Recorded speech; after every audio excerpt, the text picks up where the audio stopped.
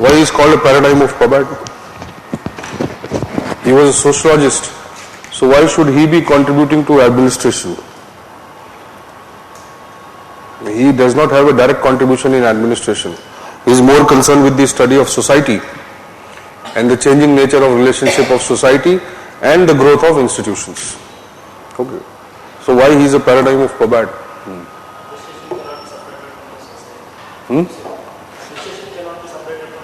Right? Okay, correct. Administration cannot be separated from society. But why we are saying paradigm?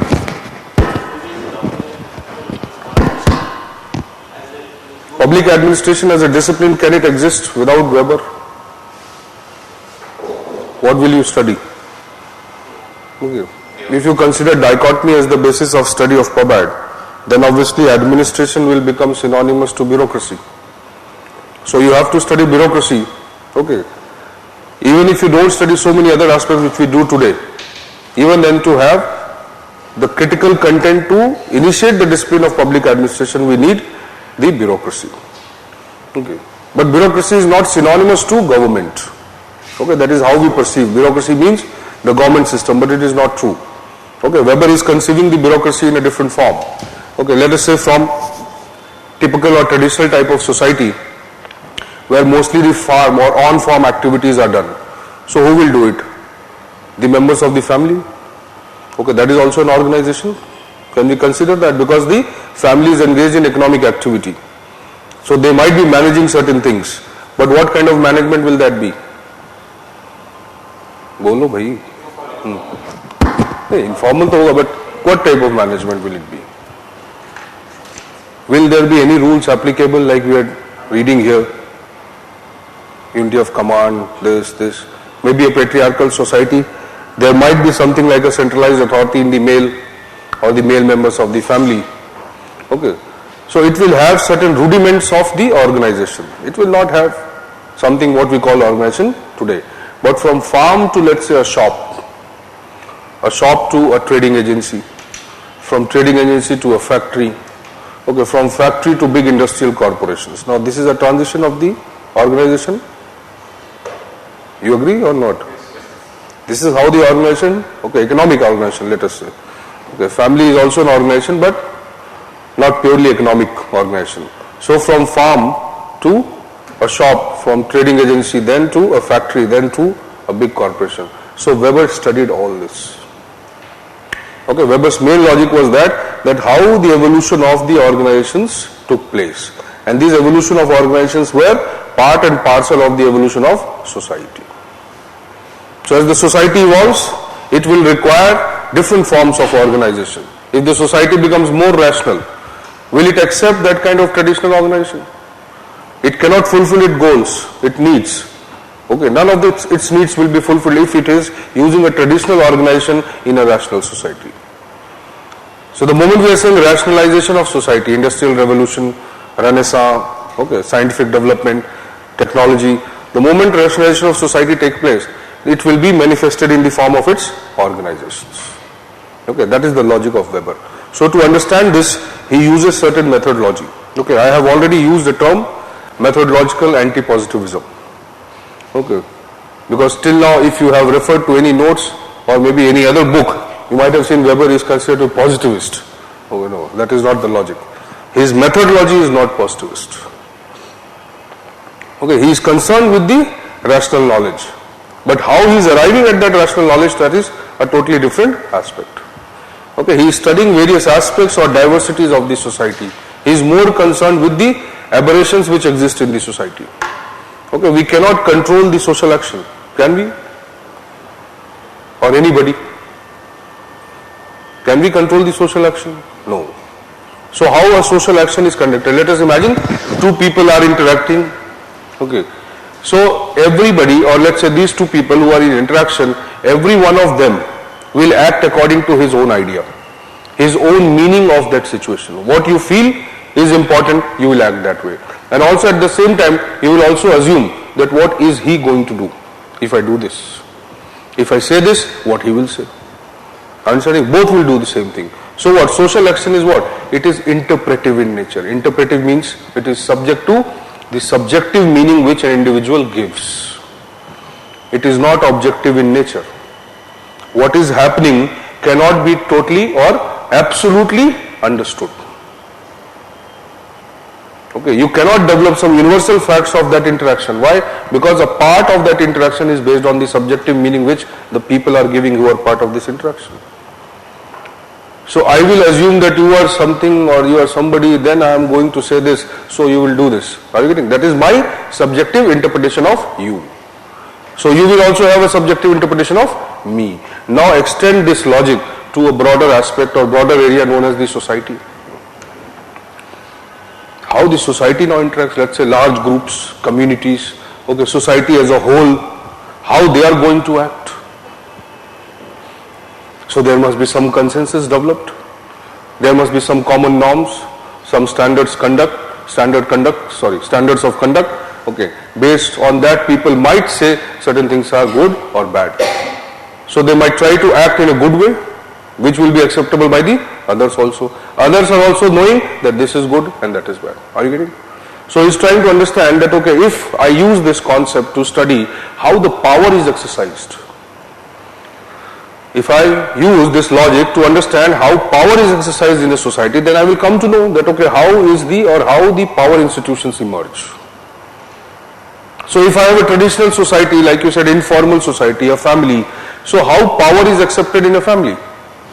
Why will the members of a family accept the power of one individual, maybe the patriarch or the father? Why will they accept it? Tradition.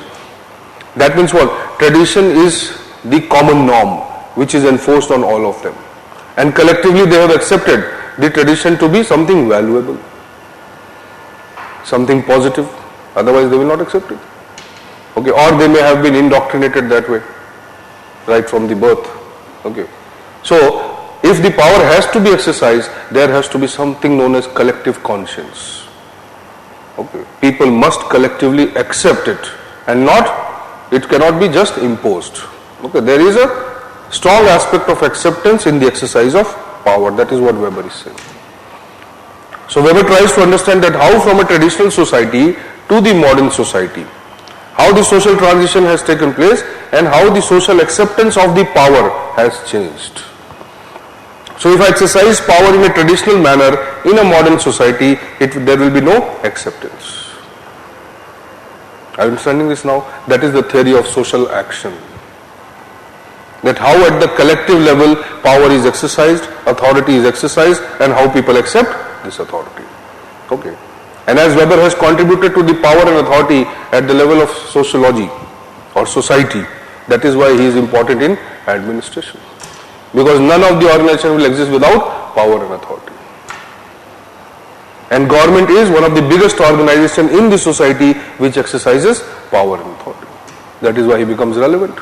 Because his analysis is not just of some structure of organization. He is more concerned with how the exercise of the power can be legitimized. What is the best way to organize, structure an authority system and then exercise this authority so that there are no questions raised against this authority. That is his logic. Okay, and that is why he becomes something like a perpetual theorist. Okay. He never vanishes from the study of organization, or he can never vanish from the study of organizations. Okay, because his central idea revolves around the power and authority rather than merely some principles of structure. No, he is not concerned with that. Have you understood this much? Okay. So authority is crucial to governing whether industrial organization, whether social organization or whether political organization. That is why Weber is relevant across all these fields. Okay. So he comes up with his logic or understanding of the social action. Okay. Now social action is like a collective action. Okay, which is generally exercised in the social sphere. Okay. So let us say you have to mass mobilize people for a civil society movement. Okay. Let's say you are an individual, you want to do it. How will you do it?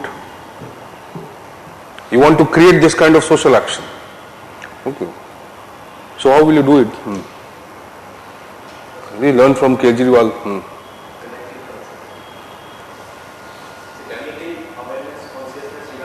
right? Why will people accept you as leader? There might be some condition. Okay, there might be some circumstance based on which your leadership might be accepted by the people. You might have extraordinary qualities. But if there is no extraordinary need, your quality is useless. I have extraordinary quality, UPC did not select me. That means what? You have to formalize it. So you might have extraordinary qualities, but you will not emerge as a leader unless there are conditions for you to become a leader. Are you getting this or not? 70% of the bureaucrats are failed bureaucrats in their career. Only 30%, and that number has diminished considerably now. Okay, they make it to the top levels and they are somewhere known, or they have somewhere substantially contributed to the governance. Rest, they do a job like 9 to 5, clerical type job, go back, make a house, buy 2-3 properties, have a big car, or maybe not a big car, in the name of their own spouse, but in the name of someone else, Benami properties, and then enjoy life. Finish. So what is the difference between a public servant and a corporate glorified clerk? No difference. So the logic is that when you are talking about extraordinary qualities of somebody, the quality becomes important, manifested only when there are circumstances. Okay, so he's saying if you have to initiate a collective, let's say, so to initiate a civil society movement, obviously I need to understand that, okay, are there social conditions existent which will create this kind of impact which I want. It will mobilize the mass. Okay, same way he's saying, now every society, or let's say every era, had its own conditions. Okay, if we go back to the pre-industrial society, go back to the agricultural society, go back to the subsistence era, then every society will have its own conditions. Based on those conditions, there will be an acceptable social action. That means how the community is going to respond, how the community is going to accept, or how the community is going to be governed. Are you understanding? When you are governing, it is a social action because you are exercising power at the level of community. Exercise of power by the government is not an individual action, no, it is a social action. Why? Because it has been exercised on the entire community. So he's saying if we go back to various types of societies or the evolution of the society itself, let's say from a traditional, okay, have you heard the term proto-modern, proto-historical? What is it? Generally, proto-history is referred to that phase where we don't have any record, evidence. Okay. So let us not go about that. Okay. So he's saying if we trace the historical evolution of society, so let's say there was a traditional society or a pre-industrial society dominated by some traditional value system. Okay. This traditional society slowly and slowly modified into or evolved into a rational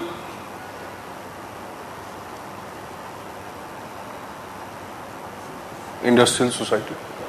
Okay, there were a number of phases through which it has undergone. So number of circumstances from here to here, the social circumstances changed or they evolved. Okay, so what will happen now? He's saying that, okay, let us understand, because this society was also governed and administered, and this society is also governed and administered, or in future, if further rationalization will take place, then also that society will be governed and administered. So he wants to trace or understand that how from a traditional society or the institutions, development of institutions in the traditional society to the modern society took place, what were the basis on which the organizations could be created. So how the social action emerged or how the social action changed, and on that basis how the evolution of the organizations took place. Okay, so let us assume or simplify. Let me simplify. So if I say this is the scale of evolution of organizations from 0 to 100, and we are somewhere here or we are somewhere here. Okay, so what he is doing? He is theoretically extrapolating it. He is saying that, okay, this is a traditional society 0, this is the rudimentary, the most traditional form of structure or the exercise of authority. Okay, this will be the most ideal form of the structure or the exercise of authority. Are you getting this point? So he is simply trying to understand it on a scale, that okay, what will be the most ideal form of structure which will exercise the authority in the most rational form of society. ये logic समझ में आया थोड़ा बहुत? Little bit. Okay. Even if you understood the precipitate, still also it is okay. So he comes up with the idea of social action. Social action or social action theory, okay, which the term is used. So he is saying that this social action is guided by, or when we historically evaluate it, okay, there are various forms or the basis of the exercise of this authority, or various types of social action which are visible. So on this scale, okay, there may be, or according to him, there may be 4 types of social actions based on what? The circumstances which exist. So collectively, the power or the exercise of authority would be based on the acceptance of the society. What will be the basis of the acceptance? It depends upon the specific circumstances which exist. So based on that, he classifies 4 types of social action, leading to 4 types of authority, what you say. It is not basically 4 types of authority. It is 4 types of social action which give rise to the basis of exercising authority. किसको नहीं समझ में आया अभी?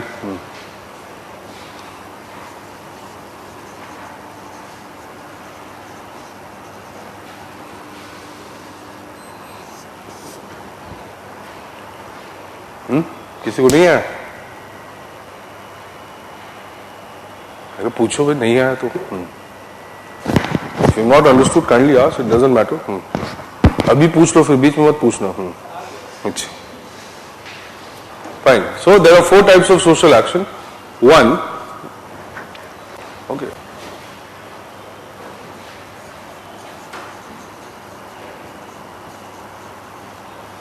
is the traditional action. Okay, where the circumstances are of a traditional society. Okay. Second, we'll discuss it. First, let us write. Second, you don't write anything. Okay. Traditional action, then affective action.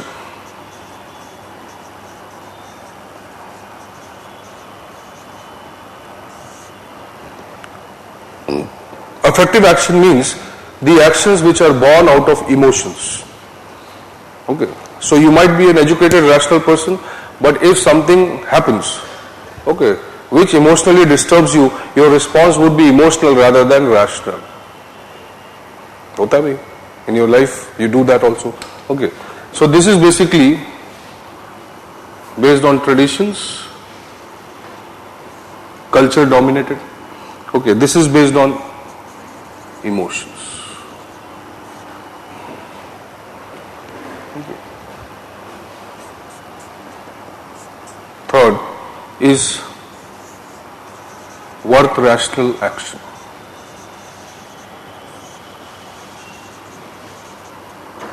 Worth rational is something based on value. Values. Emotion और value में फर्क है, पहले ही बता देता हूँ ना. ठीक है. Emotion is your internal response, okay, which may be involuntary in nature. Okay. Value is something you consciously think that something is good, something is moral, something is ethical, something is valuable. So what meaning you give to something is the value. It may not be totally based on facts. Okay, so if you say, no, I prefer to be a painter than being an IAS, it's fine, it is your value.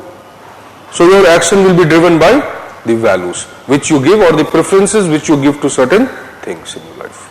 Okay. Fourth is the Zweck rational. Okay. This is what is endorsed by Weber.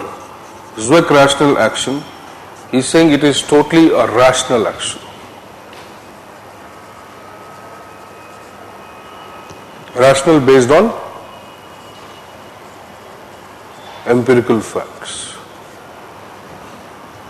Now see, try to understand.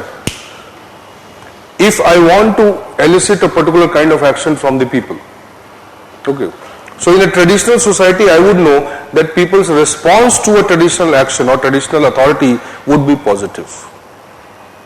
In a traditional society, the people's or society's response to a rational action may not be positive. They might not accept the exercise of rational authority in a traditional society, or vice versa. Are you understanding this? If I have to understand that how the society is going to respond in, let's say, in a traditional circumstance, so I have to know that, okay, it will be the tradition which will drive the people's action and not the rationality.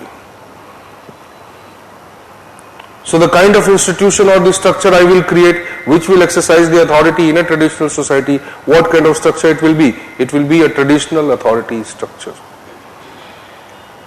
Otherwise, there will be no acceptance.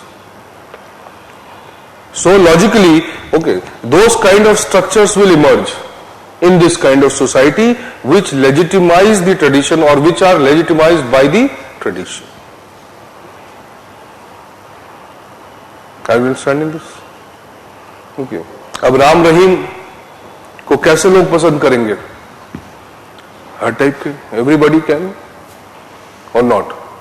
Oh, if you have spiritual need, you will go to Ram Rahim or not? Where will you go? To Modi? So the Babas or the emergence of Babas will be based on what? Various kinds of emotional needs you have. Okay. Number of societies, number of clubs, number of organizations, they exist where people satisfy their emotional needs. Facebook भी है उसमें से है कि नहीं? So he's saying that, okay, there might also be the exercise of authority based on emotion. In certain circumstances, okay, people will accept the authority or the power or the exercise of authority based on the emotion. Okay. Or certain organizational forms will emerge which will be exercising the authority purely out of emotion. Okay. Are you understanding this or not?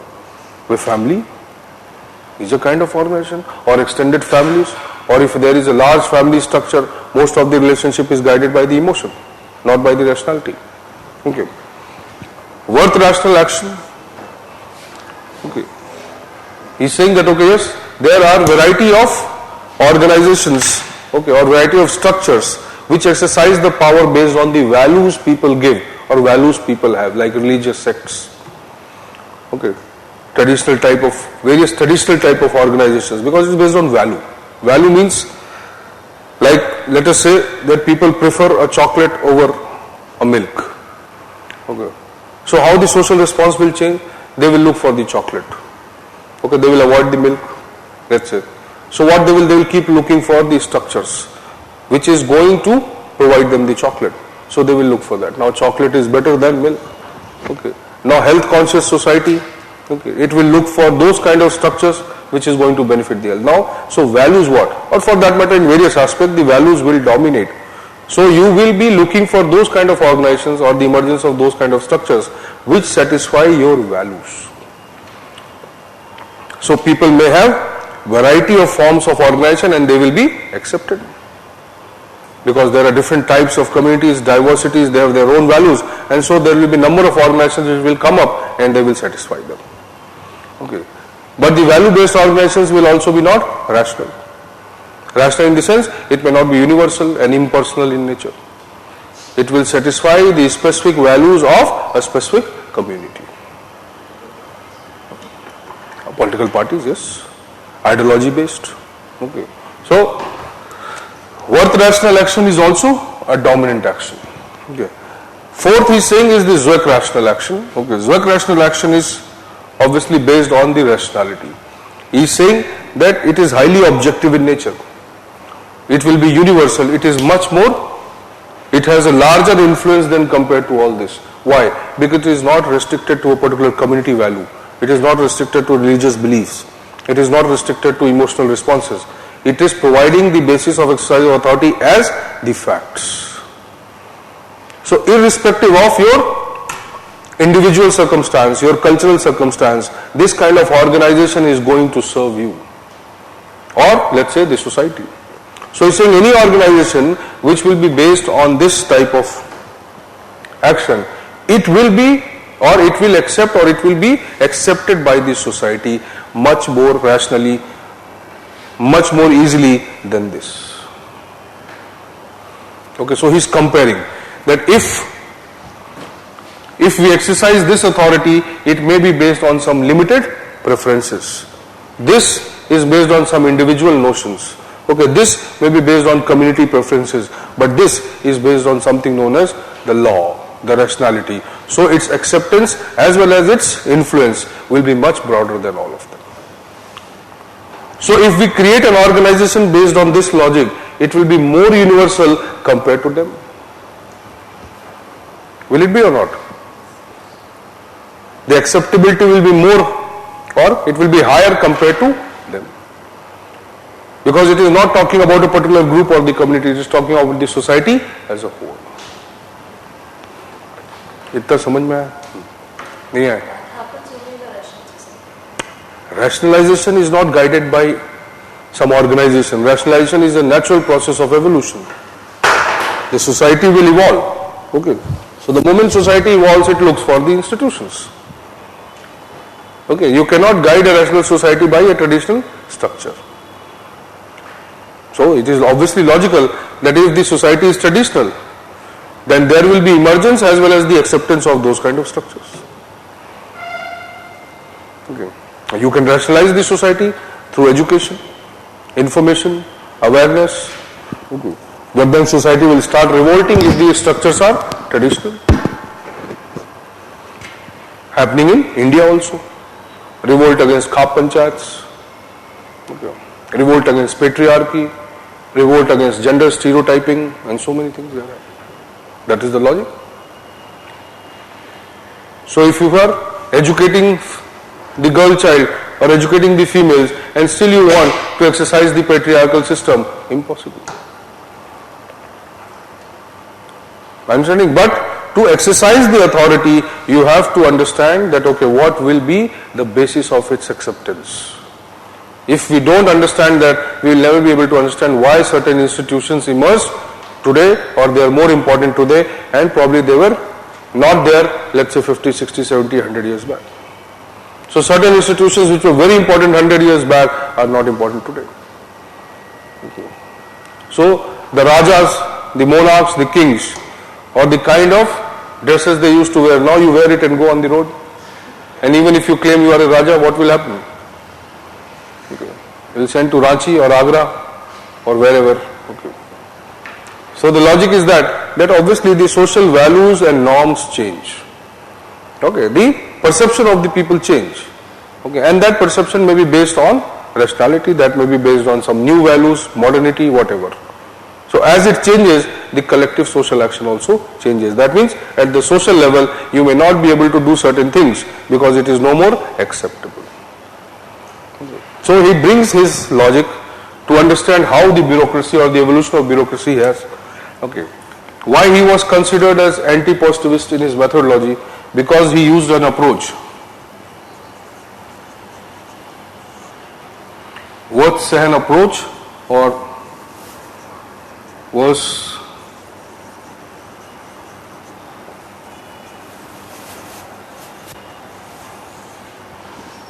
to understand the power and authority or exercise of power and authority. Okay, he used the sociological method of Wirth-Sahan. Wirth-Sahan is the method of empathetic listening. Empathetic listening means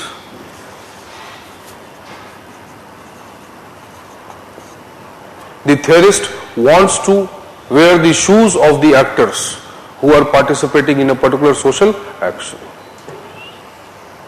Weber might not have visited a traditional society, but analytically or theoretically he assumed that he is a part of a traditional society, and then he wanted to experience that what would be the factors and the causes which would be guiding the traditional society.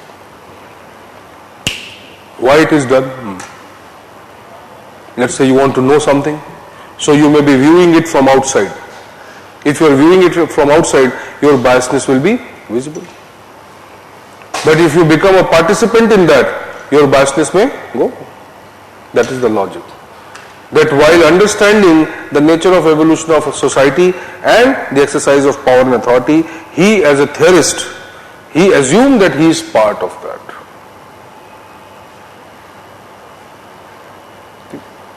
It's not difficult. If you are part and parcel of an action, then probably your understanding of that particular circumstance would be much more rational. Will it be or not? You will have much more facts. But as a methodology, what you are doing? You are becoming part of it. So you are not technically positivists. Positivists are those who view a phenomena and find out the facts out of that through empirical research. So he is saying if you don't understand the individual, you cannot understand the intention of his action. So if you want to know what has happened, you become that individual. Or try to view the things from his perspective. That becomes anti-positivist. Okay. So he is not against empiricism, he is not against rationality. But the methodology that he uses to arrive at that rational knowledge is anti-positivist in nature. Okay. That methodology is the Verstehen approach. Okay. So he uses this. Okay. Plus, his understanding of bureaucracy is also based on the ideal type approach. Okay, that is the methodology and this is the framework. Okay, ideal type approach. Why ideal type? Now see, how will I know? There might be a variety of traditional societies. Okay, tradition is not something which can be absolutely defined. Okay, but there will be some common elements which will be existent in all the traditional societies. Okay, maybe Indian traditional society, American traditional society, European traditional society, they may not be similar in content. Okay, they may not be similar in form also, but there will be some common aspects. And that is why I can use the word traditional for India also, traditional for America also, traditional for Europe also. So the moment I use the term traditional, that will signify certain aspects. So what Weber did? Okay, he used an ideal type approach. Ideal type approach means what? When he is defining a traditional society, okay, he is trying to find out that what will be the ideal characteristics of a traditional society, extrapolating it to the maximum.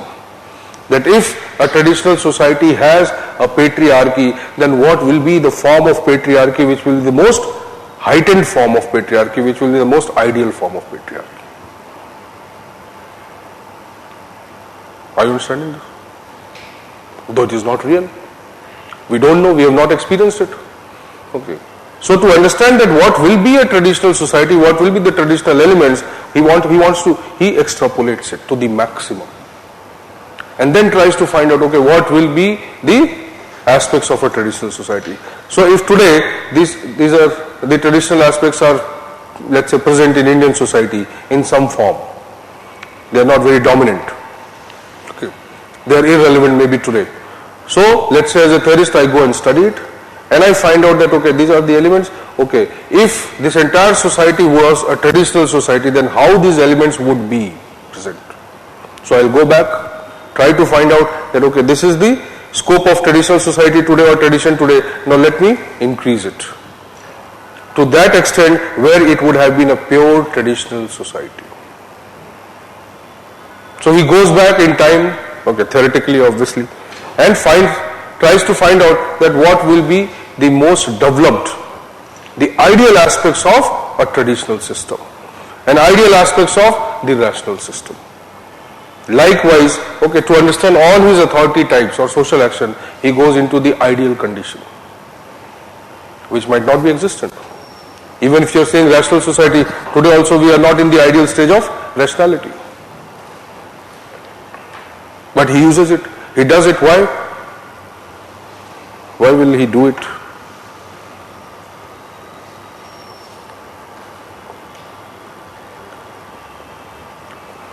He asked, if you are behaving in a particular way today, so I can,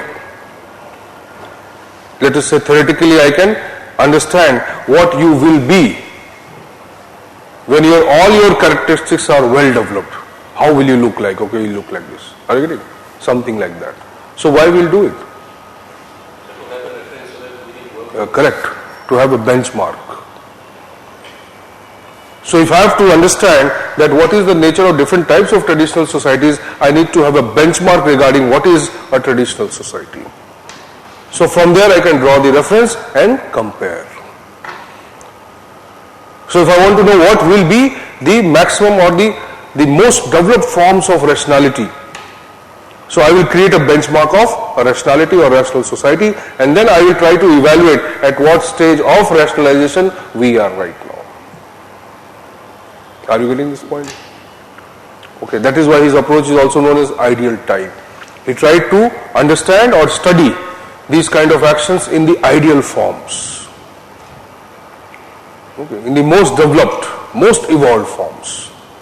So he is using an ideal type approach, a Wirtz-Sehen method or anti-positivist method, and then develops his theory of authority or power. Okay, itna samajh mein aaya? Fine. Now you write few things. It's okay.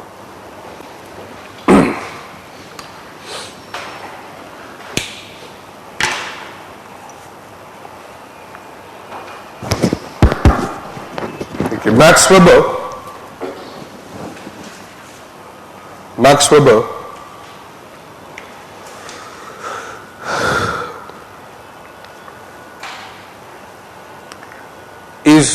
Max Weber is one of the most dominant theorists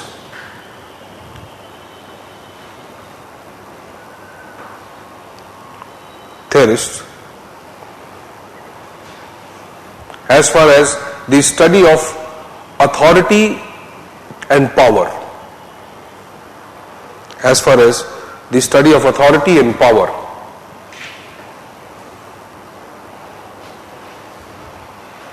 is concerned within an organization.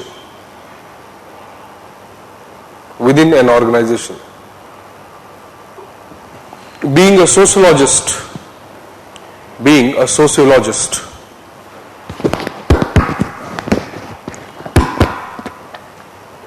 his interpretation of being a sociologist, his interpretation of the exercise of power and authority,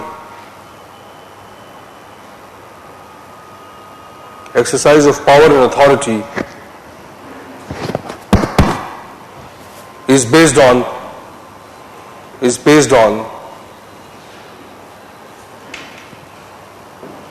the theory of social action, which you can underline. Based on the theory of social action.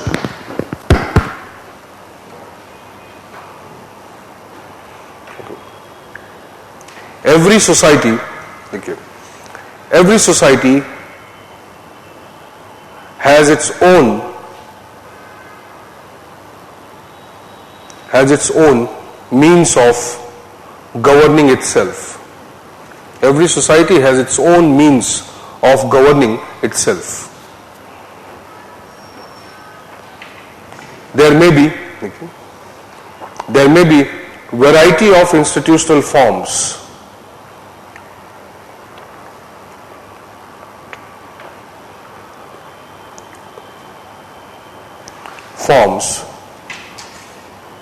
For different societies.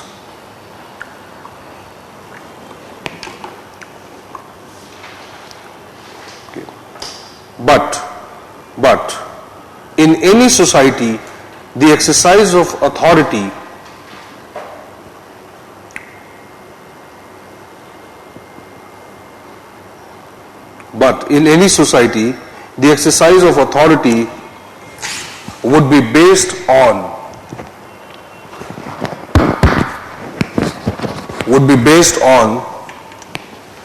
certain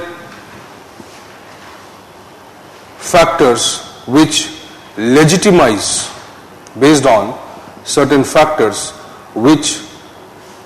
legitimize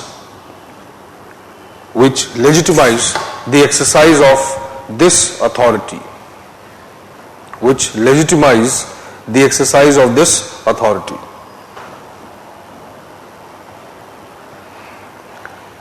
The basis of legitimacy, the basis of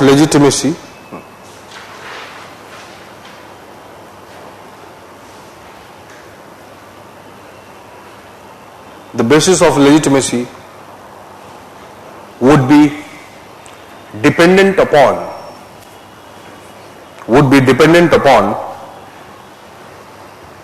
the dominant circumstances,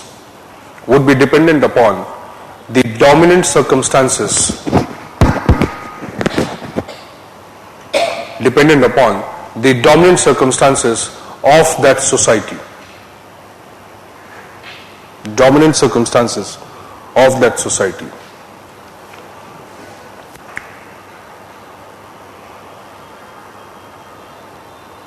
If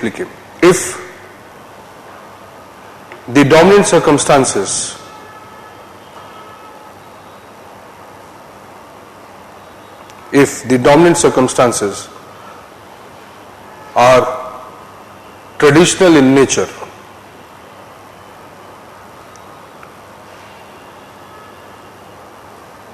that is, society is dominantly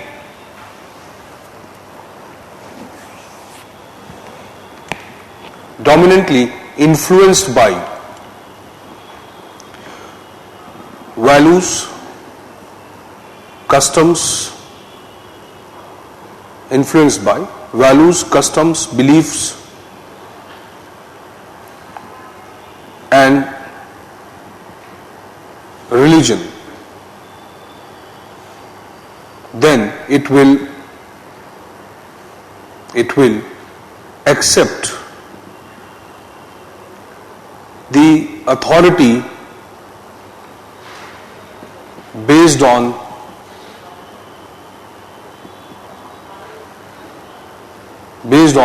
these values.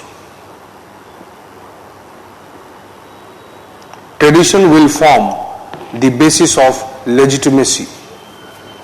Tradition would form the basis of legitimacy.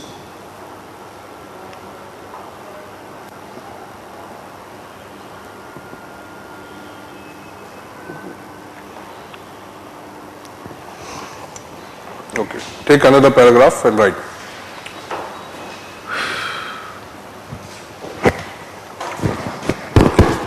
Social response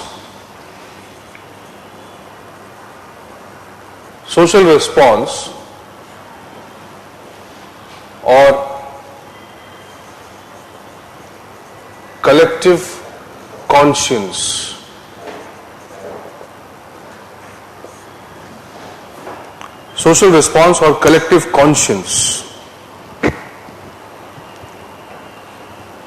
is an outcome of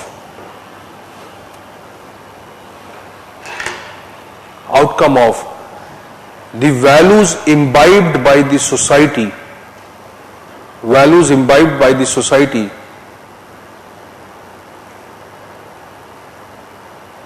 and accepted as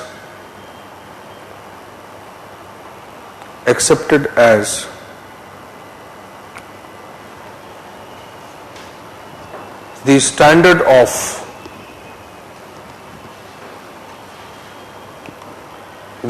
of social conduct,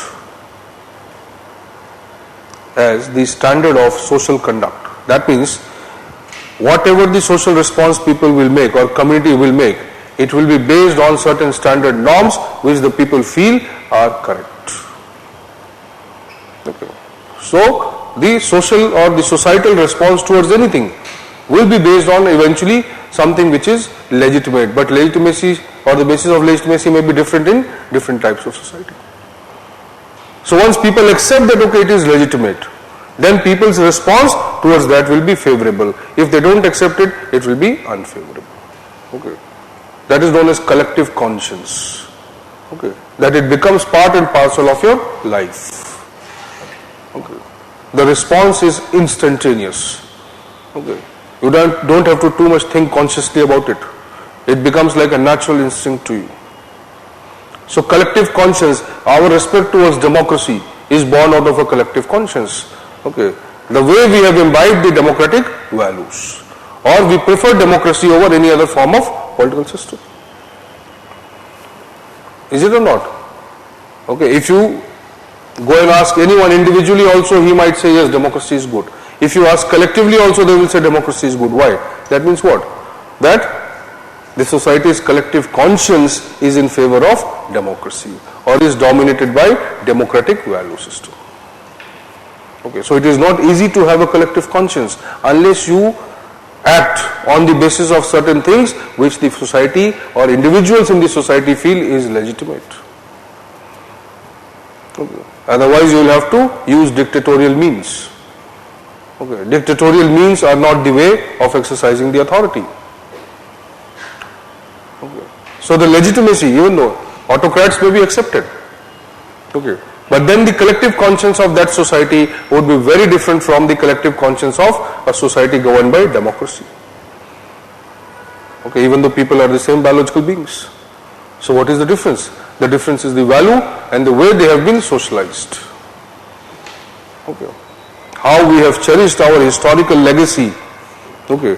So whatever institutions we create, it depends on that.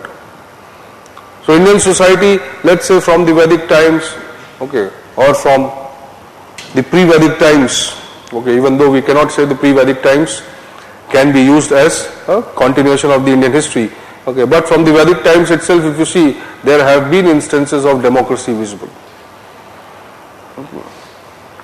Okay, various other later kings also introduced number of democratic elements. So even though there was monarchy, the value systems which the monarchies also imbibed were somewhere democratic in nature. So the culmination of this entire value system into an ideal political system, that is a democracy. Okay. So same thing he is saying, that this collective conscience will spring up, it will come up from the values or the larger values people have imbibed. The values which they feel are correct. So this will drive them towards acceptance or non-acceptance of authority. Okay, now you write.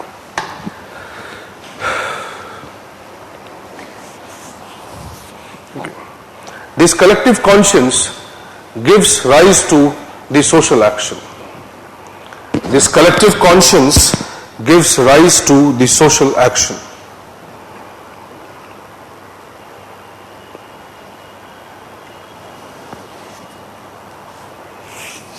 That is society's acceptance or non-acceptance. That is society's acceptance or non-acceptance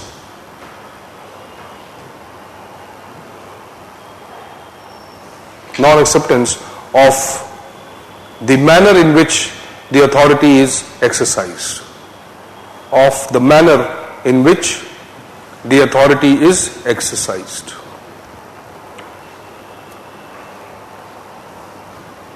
Okay. Okay. Now you give a subheading, the context of Weber. The context of Weber. We had discussed yesterday a little bit, okay, but we'll write it in certain points. The context of Weber. Okay, right.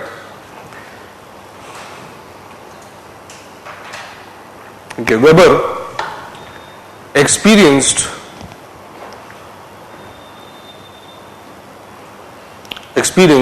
the emergence of large corporations,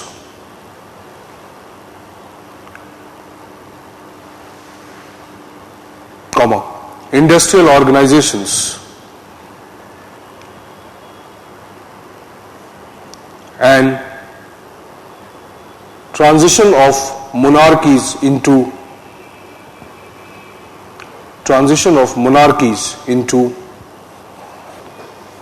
modern political systems.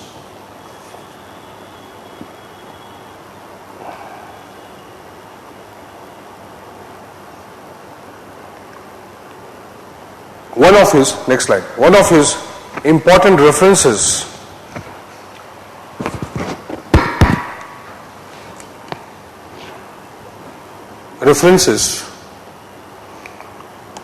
to the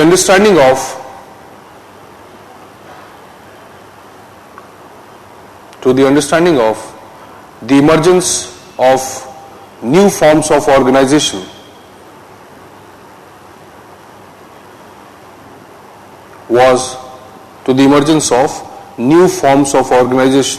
was American democracy.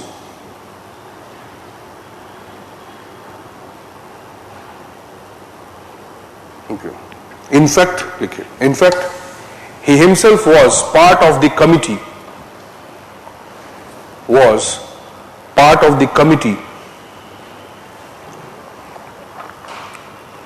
which drafted the Weimar Constitution of Germany, which drafted the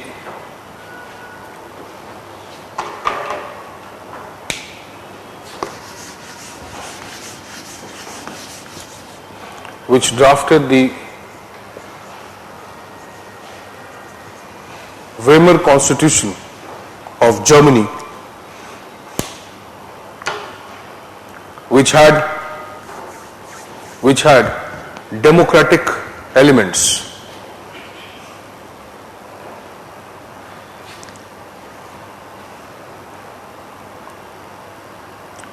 Though his preference for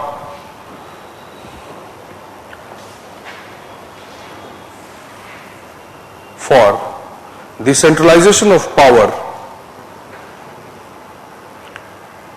under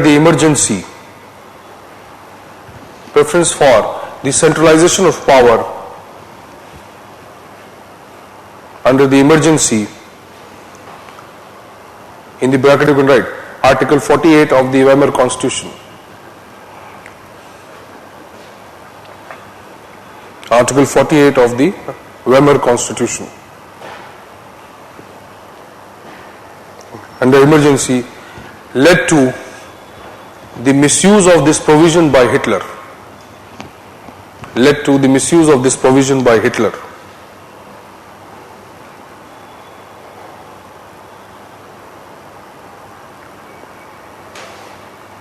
He no doubt supported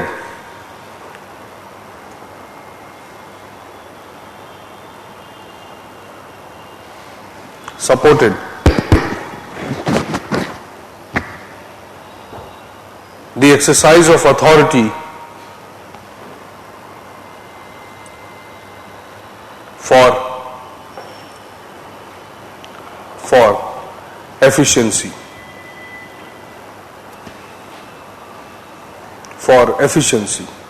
He wanted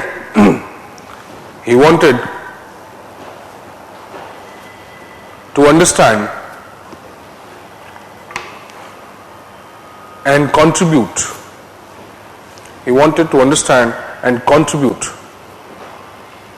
to the development of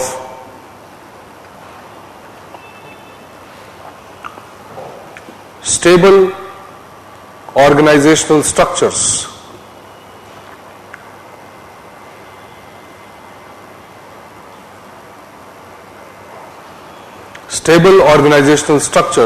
which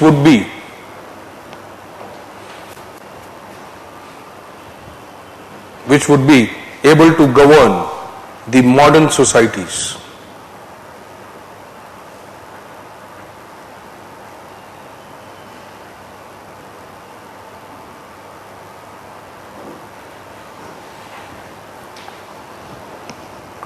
In his book, The Theory of Economy and Society,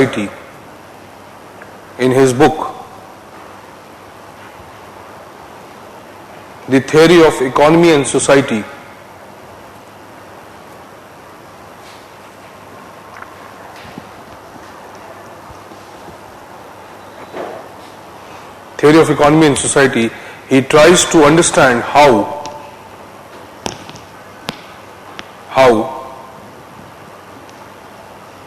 industrialization as a process industrialization as a process is going to influence industrialization as a process is going to influence the future societies and consequently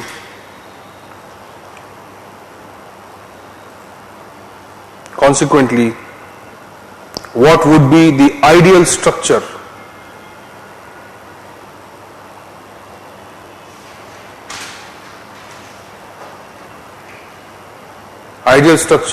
which would be able to serve the needs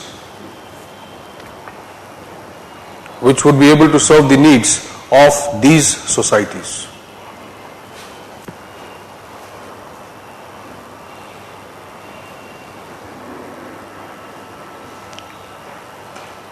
Okay, so his concept of bureaucracy comes from this context. He was witnessing these changes, and at the same time he had witnessed instability in Europe.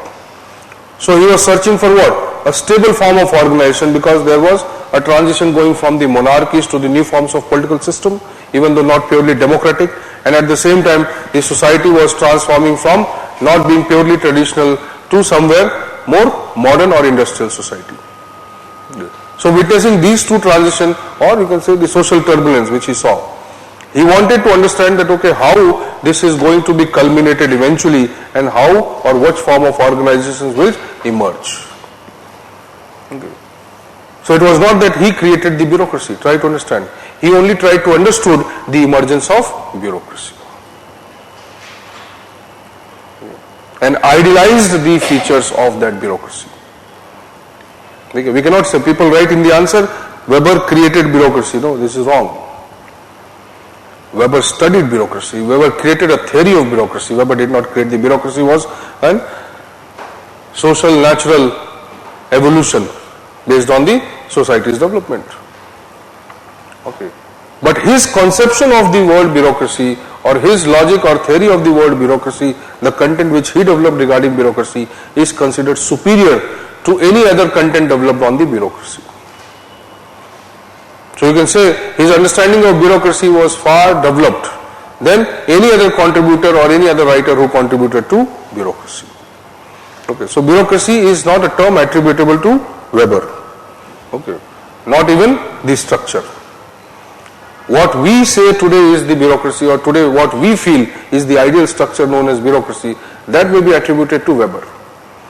Okay. But in general, that structure is not Weber's structure. Weber was only trying to understand that how the rational organizations will emerge and what will be the most ideal form of rational organization, which he termed as bureaucracy. Are you getting this point? Okay, so his context was very dramatic. Okay, number of changes going on. Okay, he also changed his ideology. Earlier he was in favor of centralization of power. Then he went for the democratic elements. He was inspired by the American democracy. Then ultimately he turned to socialism. Okay. So moving from here to there, but his basic focus was what? The study of the social transition and the emergence of. So he contributed in various fields, not only in study of organization, okay, but the emergence of large industrial enterprises in US, how religion influences the emergence of economic organizations. Okay. Within the economic organizations, how people behave, how their behavior changes as the organizational methods and procedure change. Various things he studied. But our focus is the theory of bureaucracy. Okay. So context you have written, now you write the methodology of Weber. Methodology. Okay.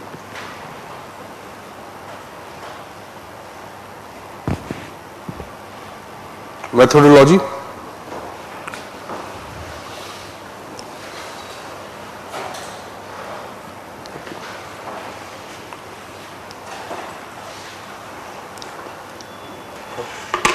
Weber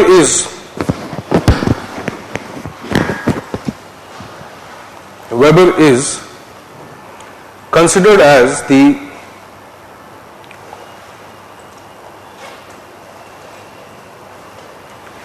epitome of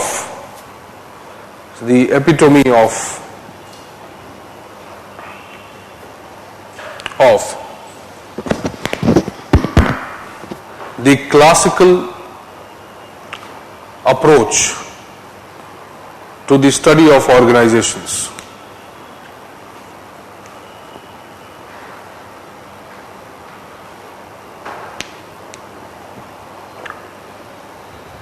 Epitome of the classical approach to the study of organizations.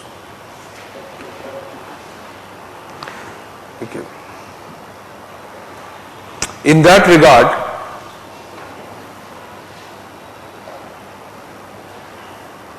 he can be easily classified as a positivist.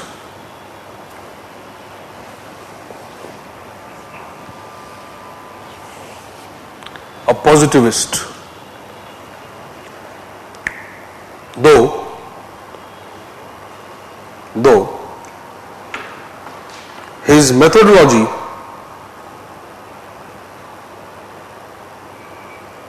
his methodology was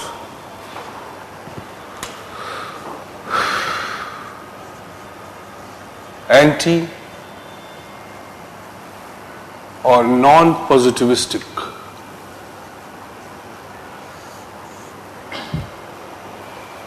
His methodology was anti or non-positivistic. Okay, no doubt, next line, no doubt, he was concerned with the rational knowledge.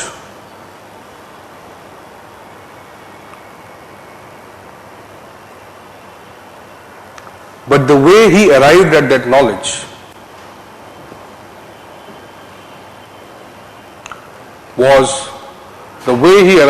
knowledge was interpretive in nature. You can use this term, interpretive in nature. That is, understanding the social phenomena.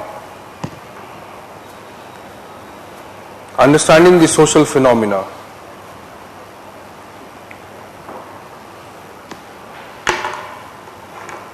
by trying to understand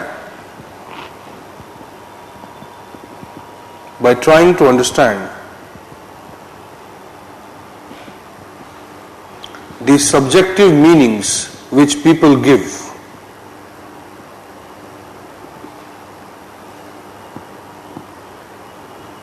The subjective meanings which people give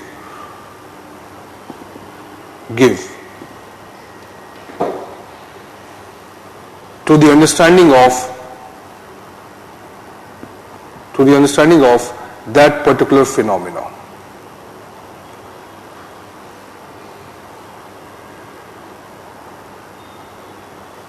It is not only the action but also the intention which must be studied. It is not only the action but also the intention which must be studied.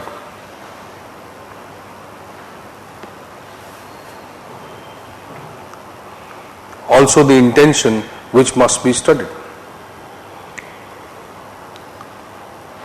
So you cannot say that Weber did not have an understanding of psychology. He was very much aware that people's response is an outcome of their intention. And how you can manipulate their response or how you can create acceptance of certain things which you want to do, okay, is only when you understand that what meaning he attaches to this. So for you, if money is very important, I can manipulate you with money. For you, success is more important, I can manipulate, but I have to know it. Okay. That what meaning you attach to success, what meaning you attach to money, what meaning you attach to tradition, what meaning you attach to facts. Okay. Then only I can understand that how you are going to or how your response would be. Are you understanding this? So, based on this methodology, he tried to study the social action. That how the society's response towards the authority or the institutions of authority. Okay, right. Okay, this approach is known as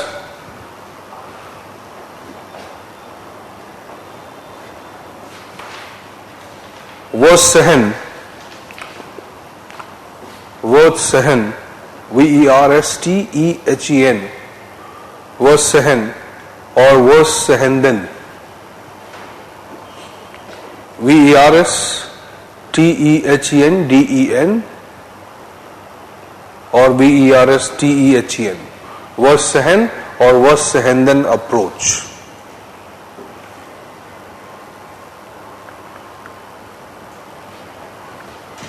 Was Sehen or was Sehenden?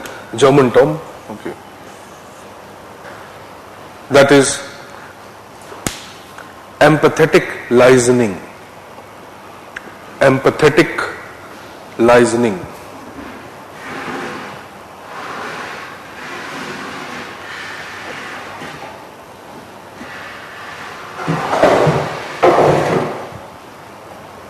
Okay, empathetic listening. As a theorist, right? As a theorist, he was. दिख रहा है बीच में? दिख रहा है? As a theorist, he was more concerned with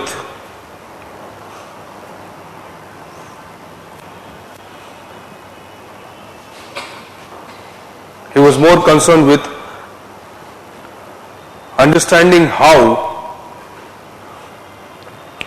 collective response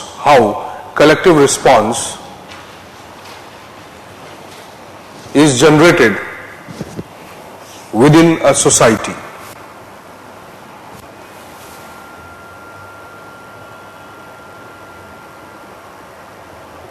Within a society. Based on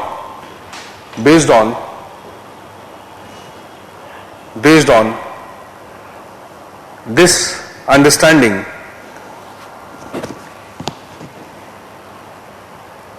he wanted to study.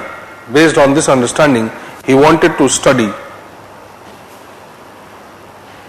the emergence of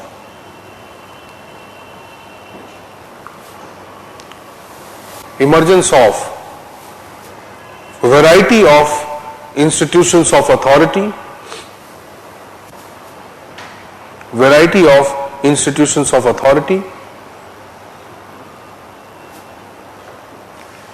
during different phases of social evolution. Institutions of authority during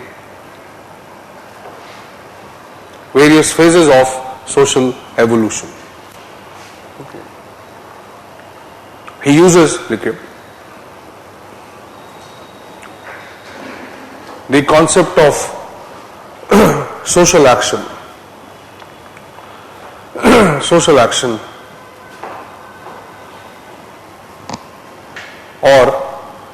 Or in simple terms,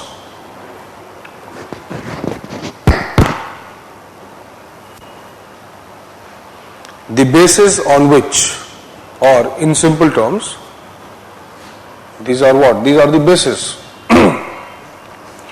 Basis on which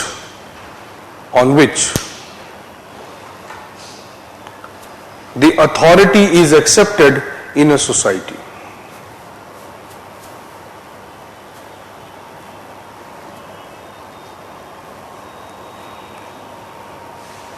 So these are what? These also become the basis of the legitimacy of authority.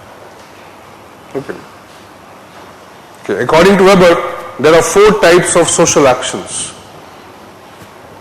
According to Weber, there are 4 types of social actions.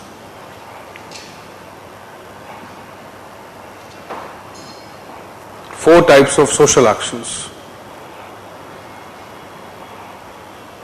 Or इसको underline करना. 4 types of social action, underline it.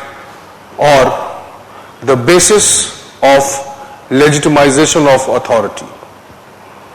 The basis of legitimization of authority. Okay.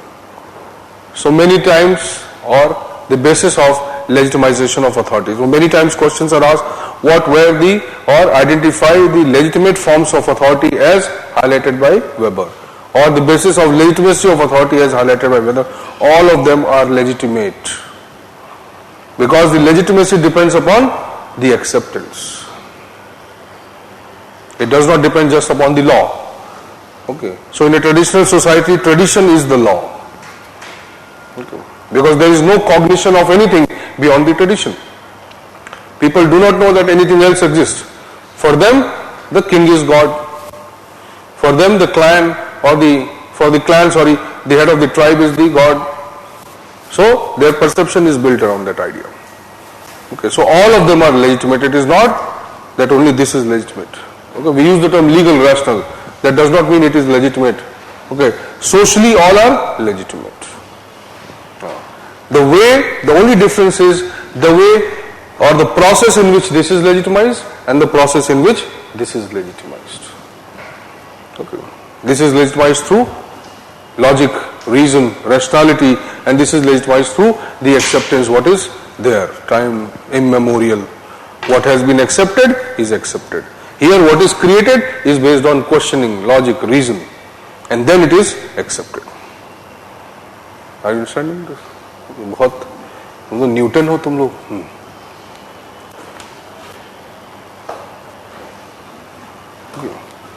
Not this Oscar Newton, I am talking actual Newton. What is the difference between Newton and Einstein? Relativity. Relativity? Relativity.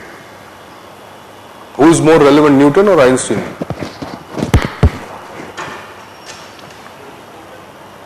Newton. क्यों? Apple की वजह से?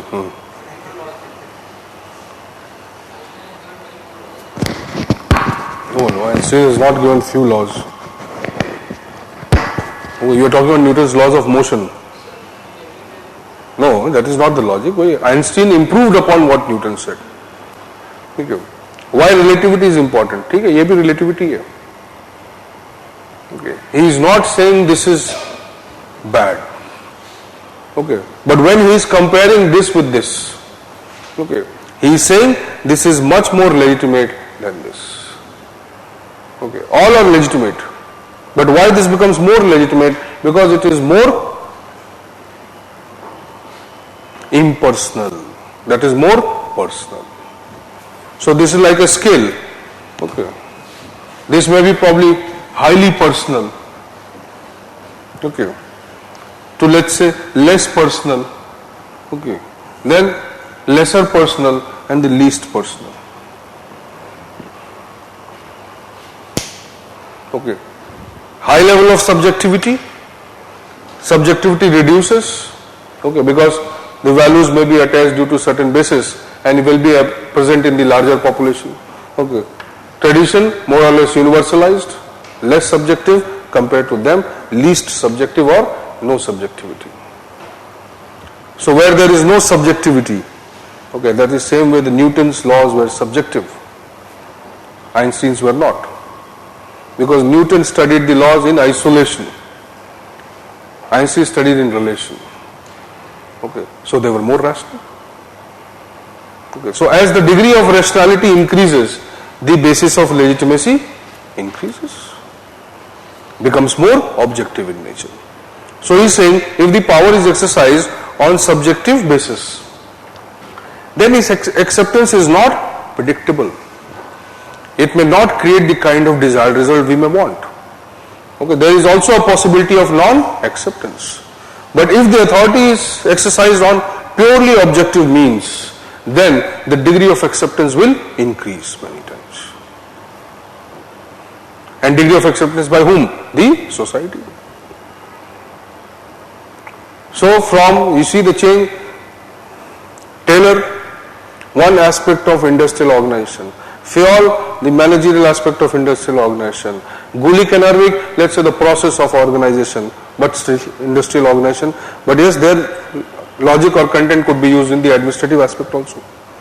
But Weber, he is taking out the study of the organization or the understanding of the organization from the isolated structure of the industrial organization to the society. So compared to Taylor, Fayol, Gulick, Ervig, Weber is more generic in his approach, more generalized understanding. Okay. or more universalized understanding compared to them. Because obviously in his analysis, more factors would have been involved.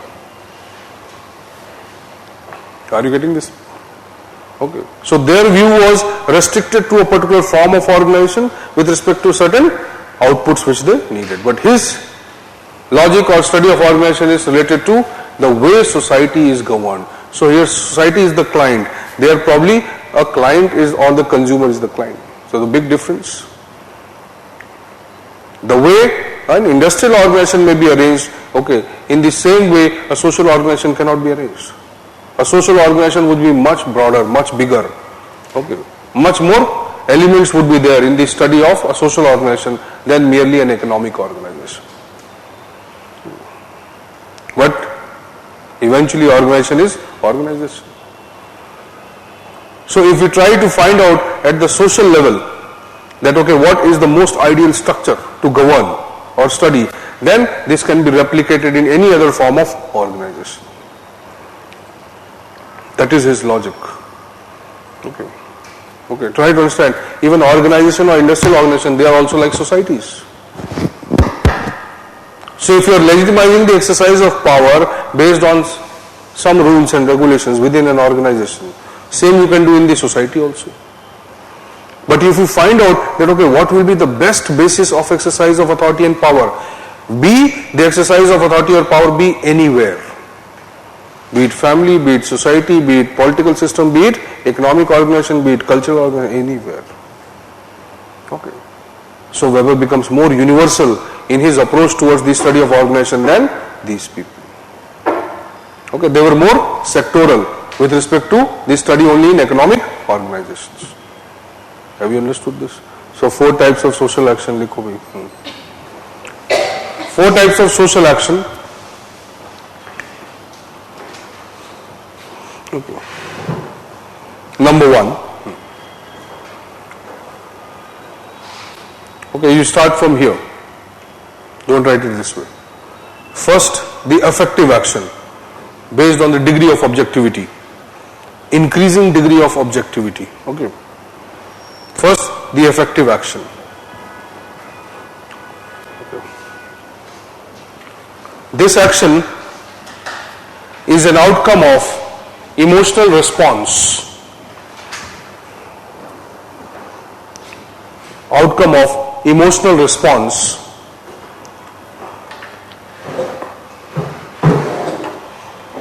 emotional response, that is, it is spontaneous, highly personal,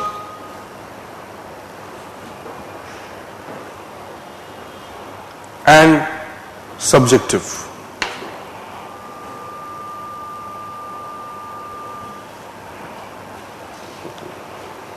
So these kind of actions would be what? They will be permanent or they will be temporary?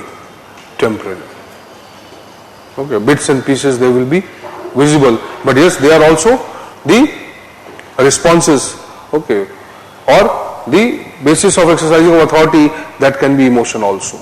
Like father is exercising the authority over his family or son.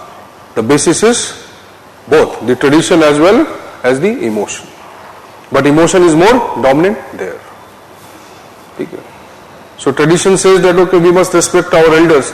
Then the neighbor can also exercise the authority on us if the tradition is more dominant. But here in the family level relationship, the emotion is more dominant. You are accepting the tradition, but only the tradition which you feel, okay, has more influence on the emotional relationship. So where emotion is dominant, okay, the response would be similar anywhere. Kith and kin, family, okay, or for that matter where you have some extended relationship, maybe language, maybe anything. But there has to be response should be based purely on the emotion. Okay. Spiritualism, okay. Religion, though religion is very much part of this also, okay. But when you talk about this spiritualism, okay. So variety of forms of organization are visible today. Okay. How spiritualism becomes one important driving force.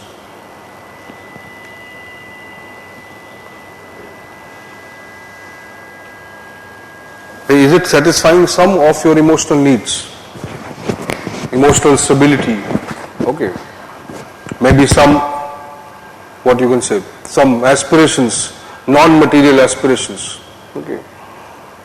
So, this and this, they are not very different. Okay. But this is more individual. Okay. And this is more broader. Okay. Values can be understood, assessed at a broader level, at the group level. Emotions are mostly at the individual levels. But these kind of structures, they are not permanent.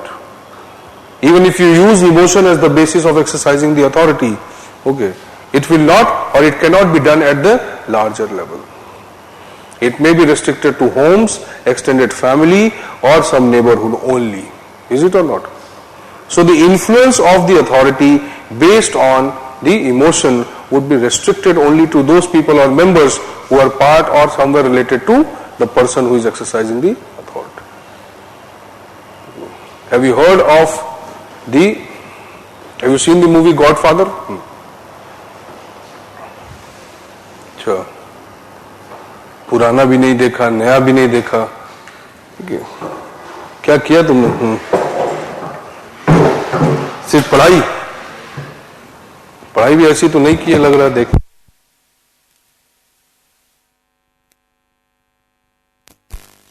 studied or did something else? But study is not an end, study is a means.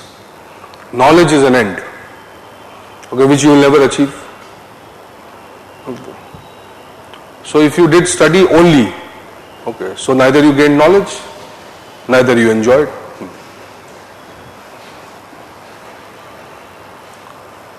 So who is a wise person? Who knows when to study and when to enjoy? That is the best thing. Okay. Human brain has infinite needs. Okay, our cognitive requirements are huge. Okay, we are not probably using not even 5% of our brain. 5% to bahut ho gaya. 7 to 8% used by Einstein. Okay.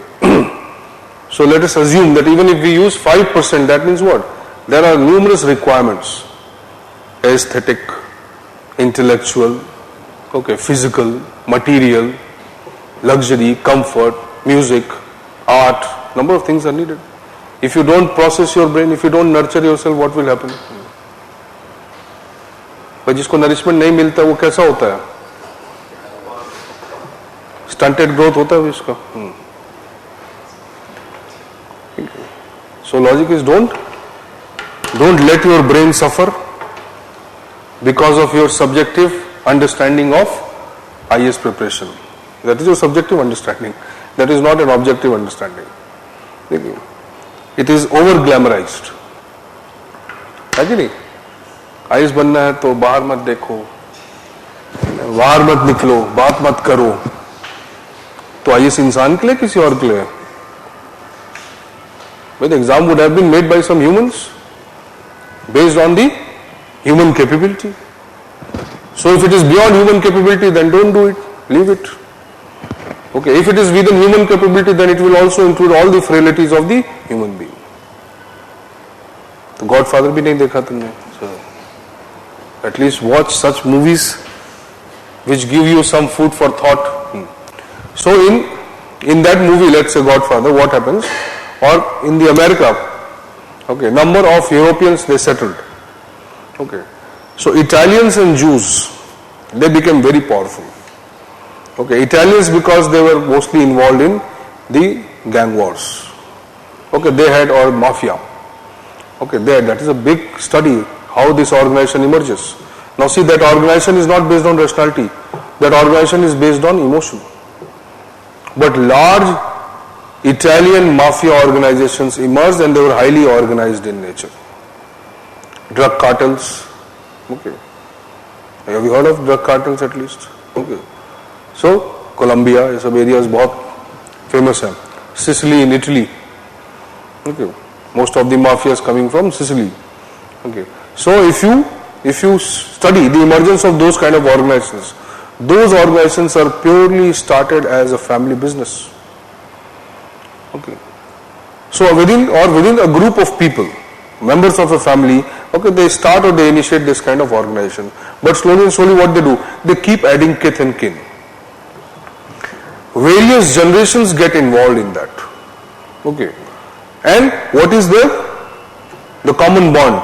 Okay, it is either the origin, place of origin, okay, or the blood relation or the extended blood relation. Through this they form a big corporation. That is also a strong organization. Why? Because the binding force is the emotion and the blood relationship. Okay. That is the assumption, that those organizations will be more stable where the members of the organization are drawn from within the family. But that can be only used for particular kind of operations, particular kind of goals. Okay. Where you are performing large complex roles, you need specialists from variety of areas, and those specialists may not be from within your own family. And that much of time, money and resource, you cannot spend them training them. One generation trained and the next generation may be used. Okay. So there is emergence of such kind of organizations also which are born out of emotions or values. You cannot deny. Even today also there exist number of organizations like that. Caste system, you can say joint family, large joint family system, engaged in business activity also, Hindu undivided family business. They are also organizations. Okay, created on the values, the common values which they share, or the emotion, blood relations. Okay. So it is not unusual for the emergence of such kind of organizations based on this. Okay. But what is the drawback? These organizations may not be stable. In every generation you may not get the same number or numerical number of members you want to run the organization. Okay. That was also one of the prime reasons for more number of children in the traditional societies. Okay. Because most of the economic activities were carried on at the household level only or within the family only. Okay. So cultural identity, cultural parochialism, they could not trust the people from other communities. Okay. Now, with all due respect, okay, there are certain communities which are associated with particular type of activities. Okay. That Baniyas can do this better. Okay. Jains can do this better. Okay. Brahmins can do this better. They can do this better. They can do how it is created. These are some values which we associate. Okay, it is not a reality. Okay. But generally we say that okay, these people have doctors ये ज़्यादा बनते हैं, engineers ये ज़्यादा, IAS ये ज़्यादा बनते हैं. How do we say that? Okay, there is no logic. But yes, empiricism, even the data shows that okay, yes, it is like that. But it would not have happened because somebody is somebody. It would have happened because of certain influences. Okay, somebody having more edge in terms of certain professions. So if father is advocate, okay, the son might naturally be oriented towards being an advocate. Okay, doctor. So to run a clinic, you require a lot of money. Even to become a doctor, you require a lot of money. Okay. So a new doctor would have to struggle 5, 7, 10 years to make his name. Okay. But if somebody has his father in profession, okay, it will be easy for him to run his clinic. So certain professions emerge or certain organizations emerge out of these bonds. Okay. That is also a kind of rationality, because I would prefer my own son to have ownership of whatever I do or whatever I accumulate rather than the son of somebody else or my friend. It is quite natural, or you can say it is simple common sense logic. Okay. So he is saying that okay, this cannot be neglected, it cannot be avoided, it will be there, but this kind of organization or this kind of exercise of authority through or on the basis of the emotion and values, it will not be permanent. Okay. The day the emotional bond goes or vanishes, the dismantling of the structure may take place. If you are exercising based on emotion, then maybe the response that you desire may not be there. So he's saying these kind of organizations have the tendency to wither away. They will break. Okay, they will be not permanent in nature. Okay. Value based is also like that. Today I have a preference for something. Okay. So I may accept the exercise of authority or power. I may create a structure which can exercise the authority. But if the preferences change over the time, then okay, let's say institution of marriage. So if people give more value, okay, take it out from the tradition, let's say. Okay. Now the tradition, let's say, does not play much role. But if people do not value marriage tomorrow, then what will happen?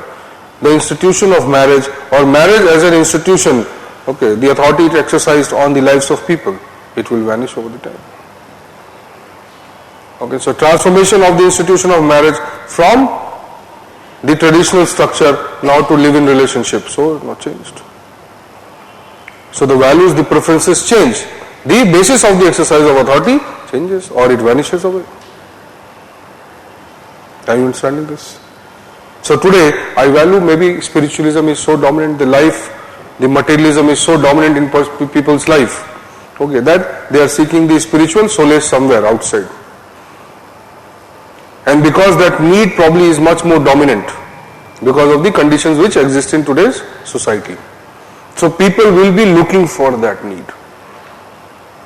Where they will go? Obviously in some institution or organization.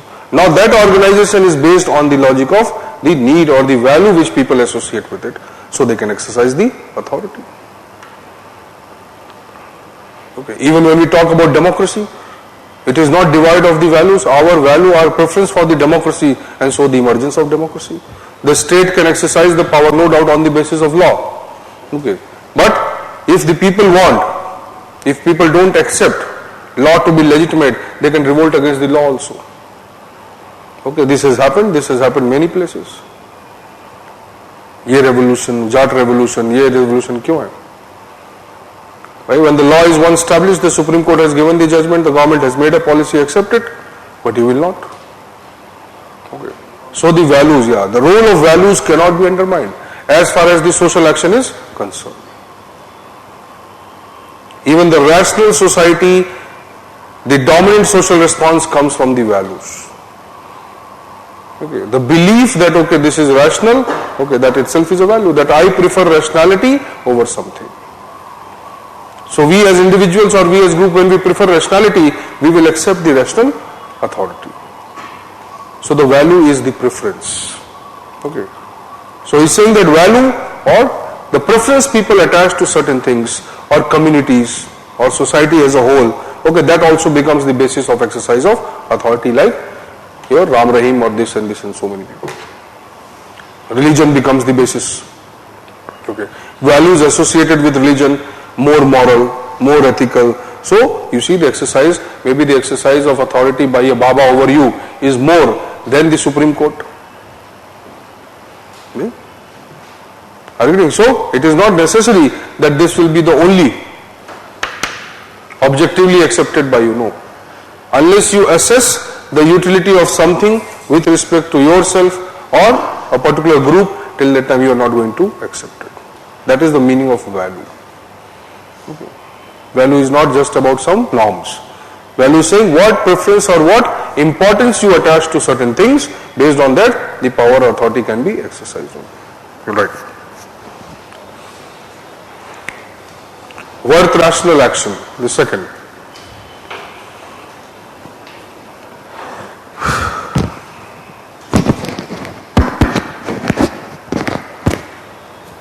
Worth rational action. It is a value-based action.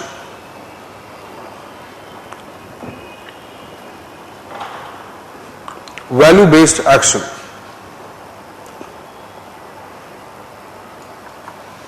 Even if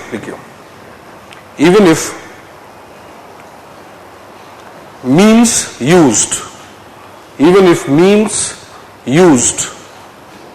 are rational, means used are rational, the end or the goal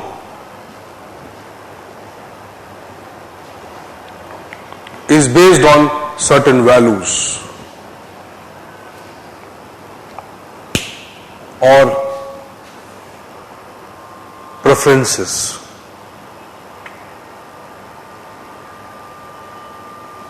Or preferences.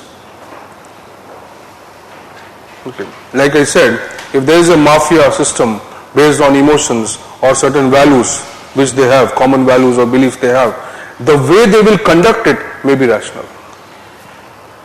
That is means rational. But the goals, that why did they choose smuggling over something more organized, okay, or smuggling smuggling over something which is more recognized is the value. So why I want to do it? Okay, I may do it in a rational manner, but why would I prefer this over this is dependent on the value. Like people from the army background going into the army. Okay. Let's say on the basis of pure rational action, it may not be a rational action. If your father has died in a war, okay, or maybe out of in some operation, okay, so what will happen? If you evaluate it rationally, you'll say, okay, there is always a danger of being or dying in this field. So as a rational person who is looking for his own interest, I would not prefer army, I would like to go somewhere else because there is an experience. Okay, but that does not happen. Why? Because value dominates the rationality. Okay. If rationality is associated with individual interest. So people, one generation into army, second generation into army, third generation into army, that is what? Based on values. So the means you are pursuing, means you are using, it may be rational. But the end that you have decided, that is totally based on your preference. Okay. Right. The value-based action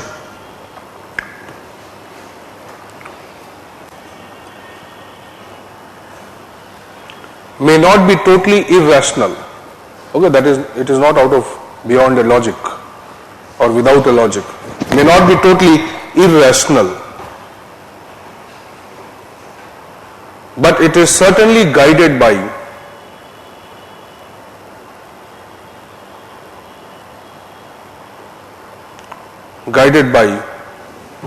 certain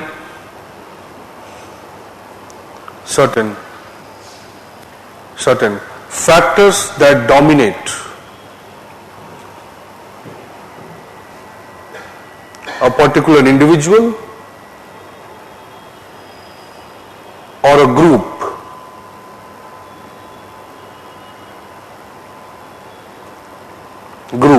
where they may prefer something over the other.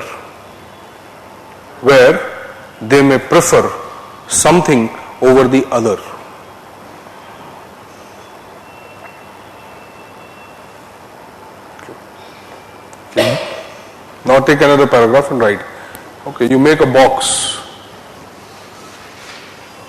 Okay, within the box you write. Both. You make a box and write. Both. Don't ask me what will be the size and structure of the box. Okay. Both the effective action and the worth rational action. Both the effective action and the worth rational action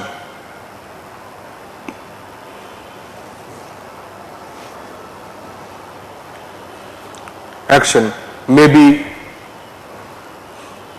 guided by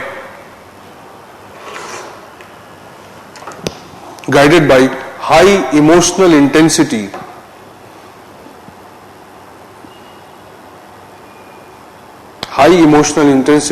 or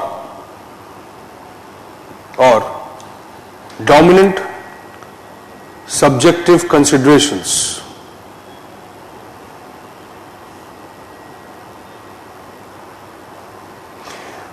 But their stability is threatened their stability is threatened.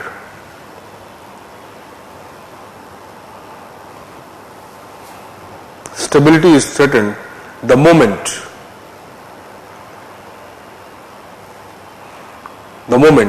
the values which are important,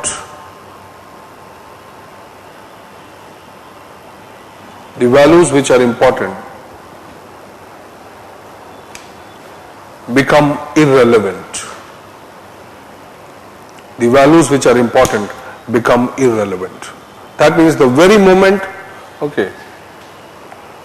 this or this type of action or this type of or authority based on this type of basis or based on this assumption, the moment it is or these values fade away or they vanish, that very moment the exercise of authority or that kind of institutional form vanishes. So the moment people's preference for an organized family life or marriage or for that matter for any kind of the emotional systems which we create today, the preference changes, that very moment those systems will be vanished. So today marriage or institution of marriage is exercising huge influence over our lives at the family level, even at the societal level. Or for that matter cultural belief systems or so many things are there, conventions which we follow purely out of our values which we associate with them. Concept of joint family system is basically an outcome of that. So the many people or even today the parents are or the sons and daughters are morally obliged towards certain things. Parents are morally obliged towards certain things. There is no written law behind that. But the moment the family system will break down, that very moment those kind of authority structures will vanish. Third, the traditional action.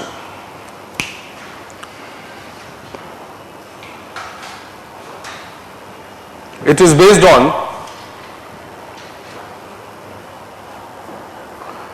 traditions, customs, culture,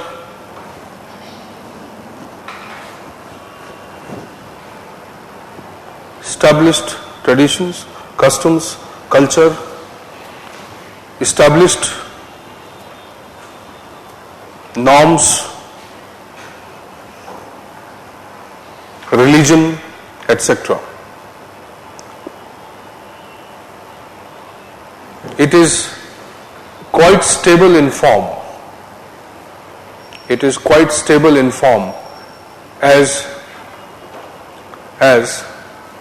traditions have been established,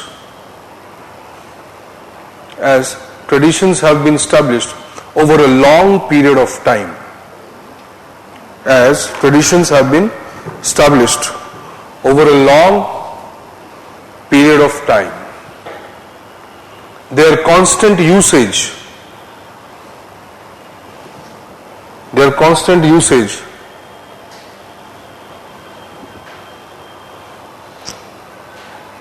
have converted them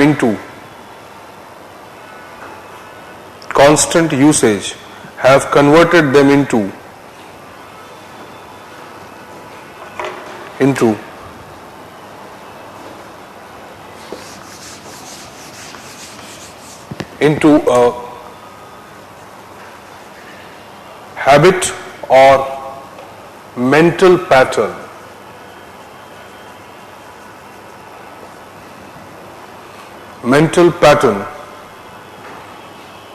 So conduct is what? Automatic. Response to the exercise of the authority becomes automatic. The allegiance to the power and authority becomes automatic. Why? Because there is a long-term usage of this tradition.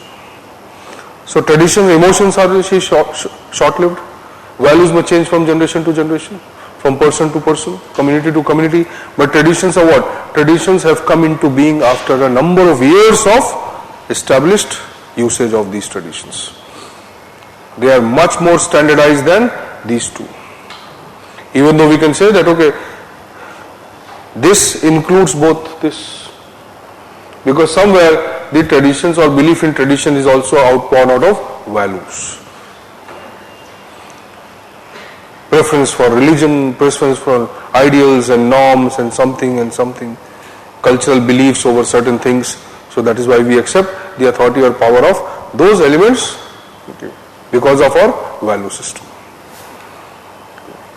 So logically, but tradition is what? Tradition has been, or tradition is like a law. It may not be exactly the law, but it is not less than the law. So maybe thousands and years of usage converts that into something like a mental pattern. You cannot think without the way, or you cannot conduct without thinking the way it has been decided by tradition. Tradition is also a great force. It is a restriction on the social conduct of individuals. Okay, it is a great force which diverts or manipulates your social conduct and social behavior. Okay. You do not think in terms of what you want, but you think in terms of what tradition wants. So it is a big driving force behind your thought process, behind your action, behind your acceptance, behind your compliance, something, whatever you do. So it is not easy to break away from the tradition. Even if you become rational, you cannot neglect or you cannot remove the traditional aspect of your life. Impossible. Okay, they also establish your social identity. Okay, they also establish your socio-cultural identity, and that is why also they become more relevant. Okay, you want only the legal identity? No. Then don't write the surname. Okay. Just write, use some code, codify your name and write, okay, this Mr. This, IAS. What is the need for a surname? What is the need for putting a board in front of your house? What is the need for symbolisms that you do? Okay. So what is the need for puja? What is the need for this? What is the need for wearing a particular dress on a particular occasion? Why? Because these symbolisms are part of our identity. And for anybody, identity is very important. Okay. Uniqueness or identity is natural to human beings.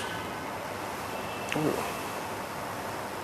Are you understanding this? So tradition also provides us with this identity, the cultural identity, and that is why it is very difficult to break the tradition. Okay.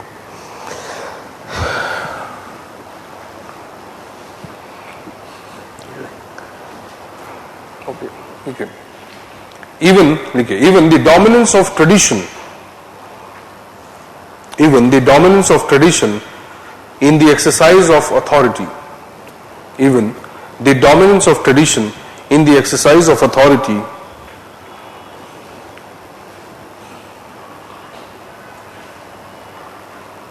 is not devoid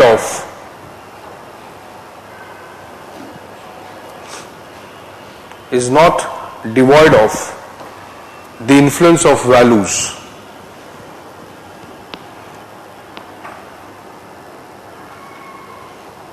Is not devoid of influence of values, but traditions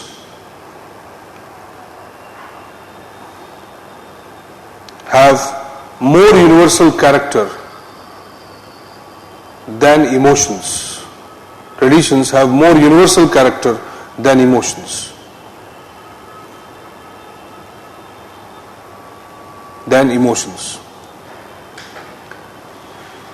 Traditions become law.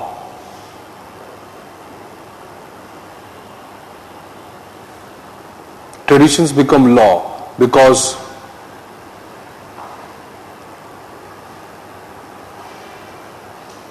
their acceptance is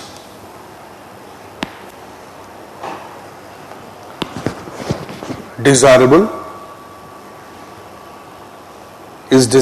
and is highly valued by the society.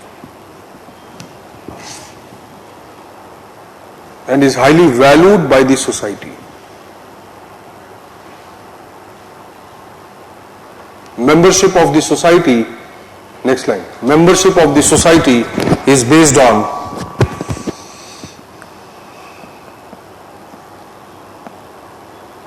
the allegiance to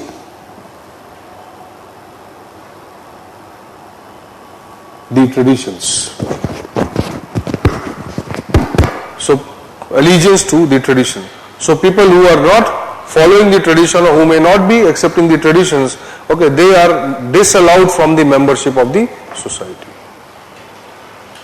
So, it is a very strong force. Okay, it is not, it cannot, or the law cannot simply, rational law, logical law cannot simply replace the tradition. Okay. They may come in conflict with each other. Khap Panchayat and the CRPC or IPC.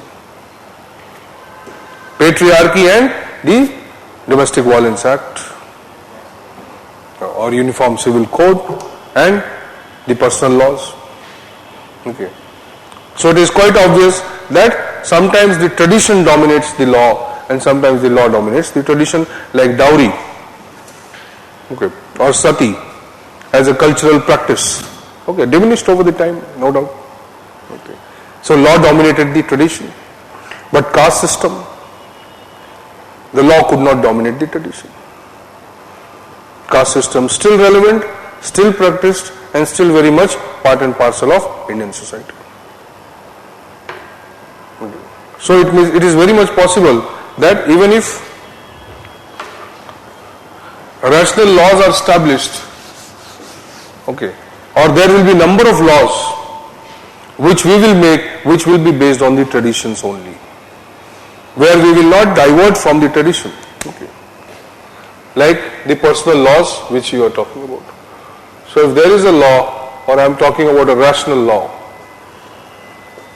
based on logic and reason, okay, based on neutral principles, philosophy, okay, and there is tradition. So there will be a particular area where both will have some common principles. Okay. Okay, this will be like a gray area.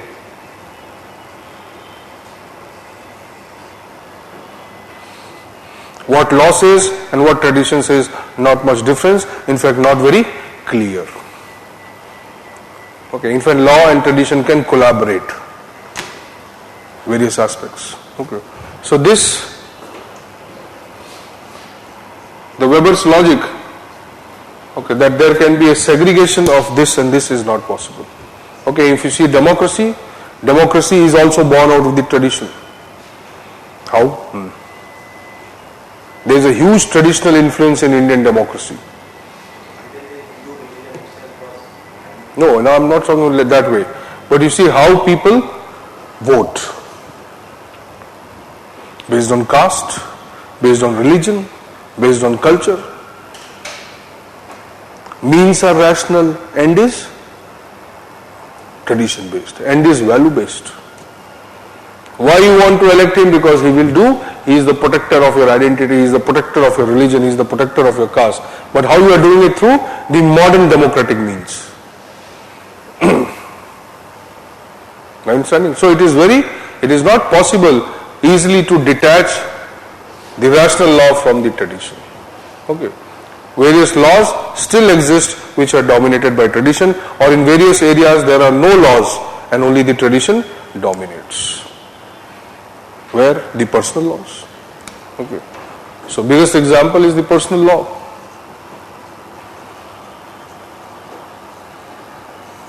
The law is silent here.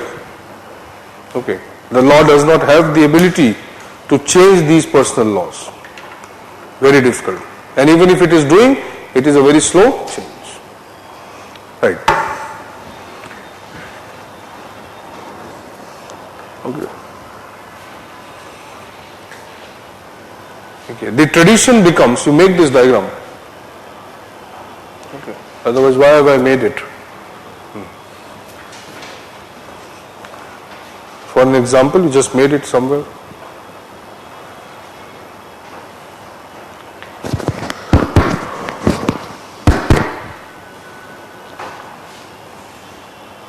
Right.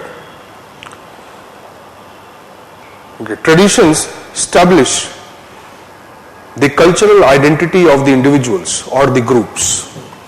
Tradition establishes the cultural identity of the individuals or the groups.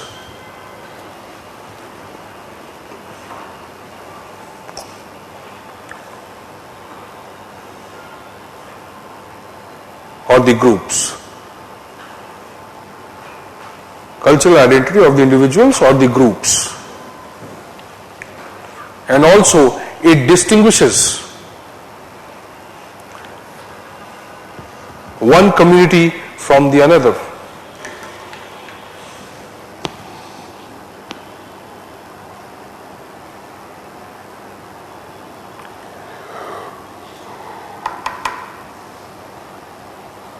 Okay, so it is obvious that the authority systems based on tradition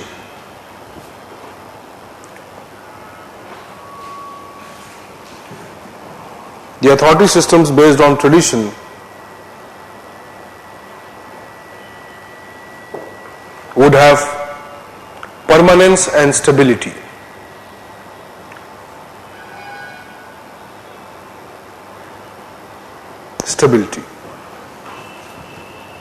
It is evident from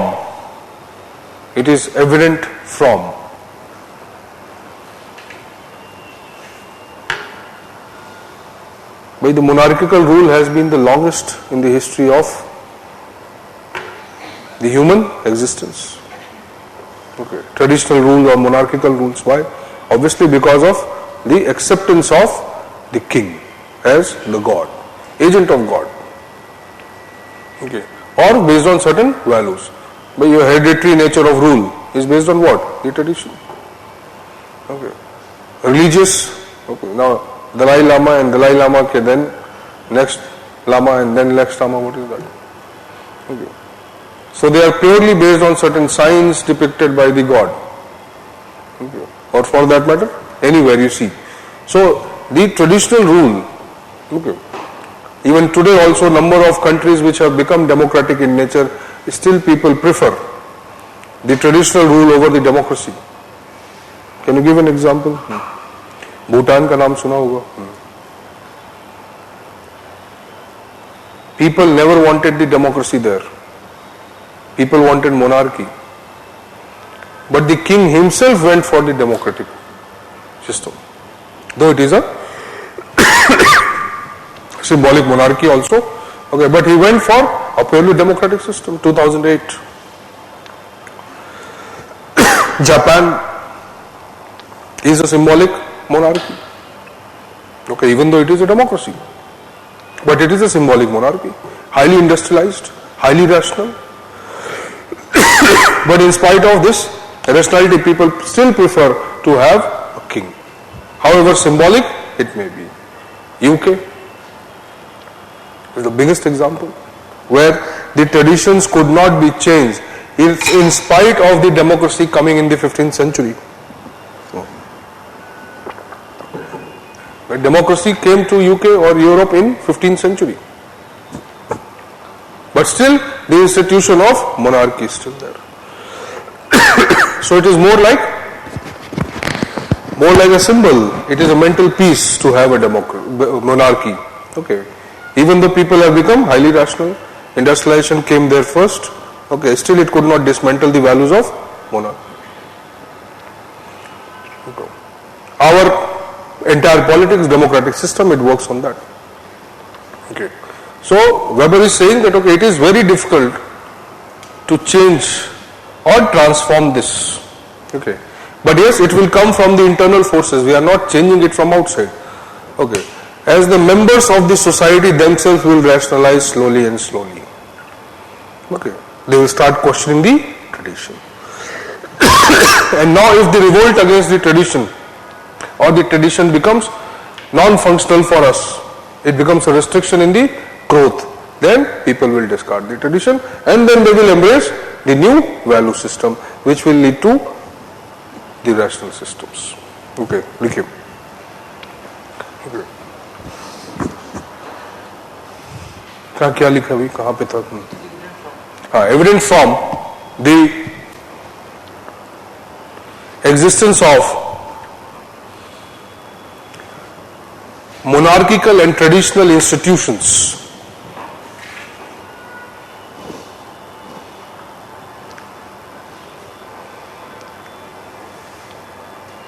monarchical and traditional institutions for the longest time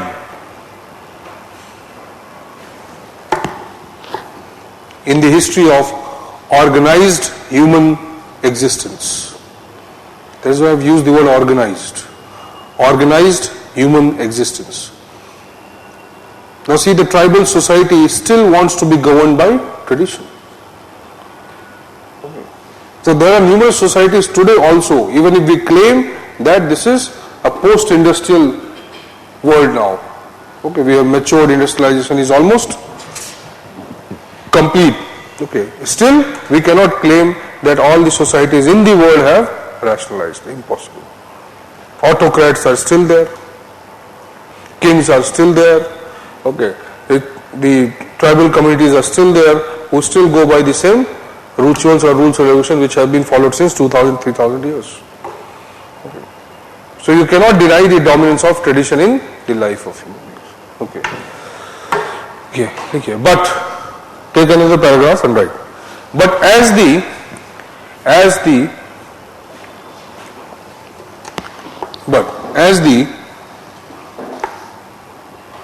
human civilization advances,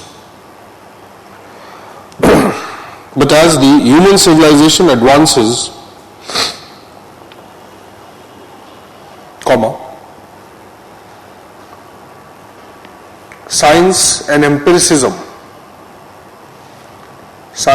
empiricism influences the consciousness of the society,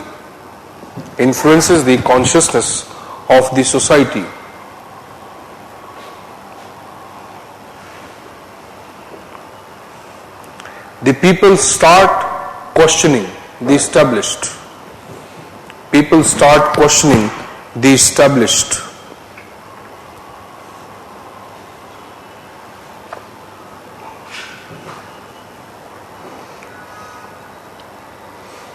In Weber's context,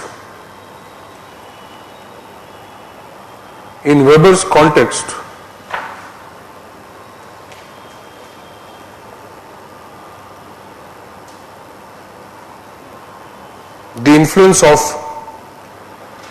French Revolution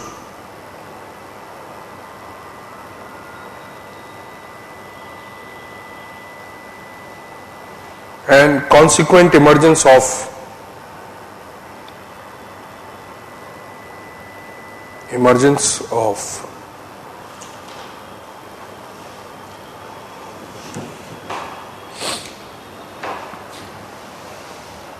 what was the movement which emerged as a consequence of the French Revolution?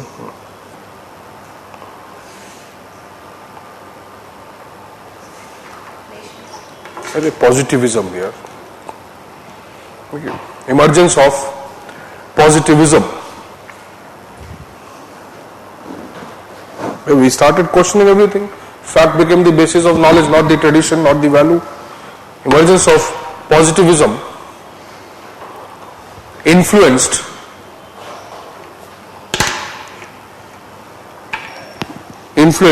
the growth of modern institutions.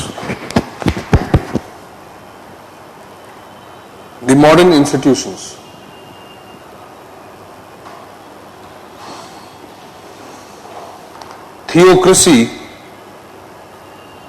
and the divine theocracy were ruled by religion or rule based on religious principles.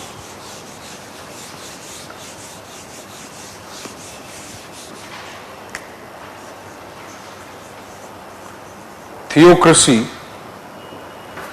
and divine command theory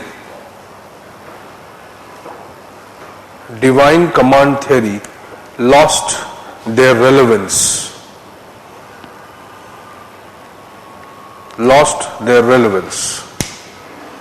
Paving the way for paving the way for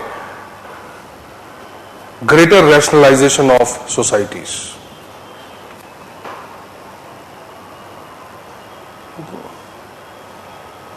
Various philosophers have contributed to that. Archimedes, Hume, political philosophers also, Rousseau, okay. Then Galileo Galilei, okay, Herodotus, okay, many people, okay, who are all part of that, okay, Plato, Socrates and all, they are all, though they were more benevolent in nature, but they have all contributed to the increasing rationality in the European society. So he is saying that because of these events, okay, they lost their relevance. Okay, theocracy, obviously even if there was a monarch, the monarch was governing the society based on religious principles. So religion was still dominant, tradition was still dominant, okay, and monarchy was also governed by the religious principles itself. In any, even in India you will see the Brahmanical dominance, okay, over the political system. Okay, so there is always, or there was always an influence or dominance of the religion on any kind of administrative or political systems we created.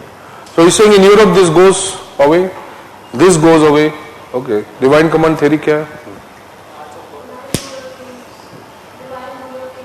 Divine rule of kings, or anything you accept because you feel it is supernatural, it is metaphysical, it is beyond your cognition, you accept it. है कि नहीं? So सती हो जाओ क्योंकि भगवान ने कहा है. So you don't question the God. Okay. So there were a number of principles which were established in the society for which there was no debate, which could not be debated upon by the common man. They had to accept it. वैसे ही king भी था, or whatever the king used to say, that used to come from the Brahma himself. Fine. So it was logic कि ये खत्म हो गया. Now Weber is saying that this paved the way for the greater rationalization, and it was obvious that this rational society would need a different form of institution. Now you write the next, the Zweck rational action. Zweck rational.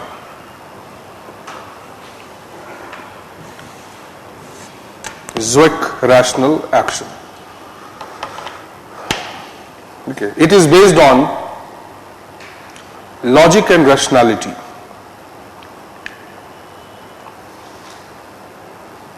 Logic and rationality. It is highly objective and impersonal.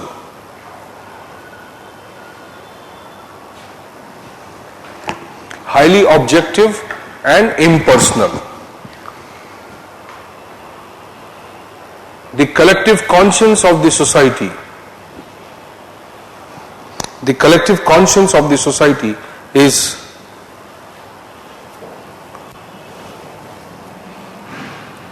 guided by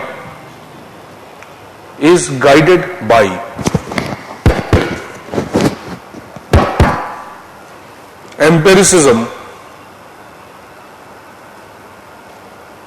and reason.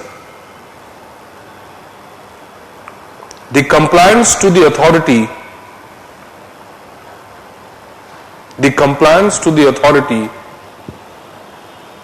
is not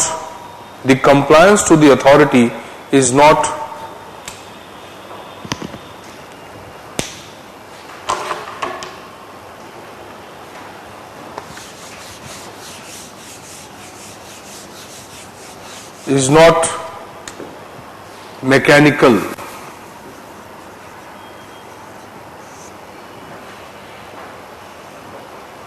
It is not mechanical. Next line. It is not born out of an obedience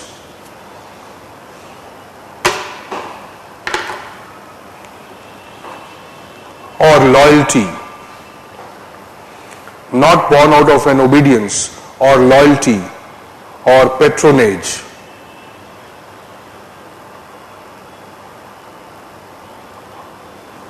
But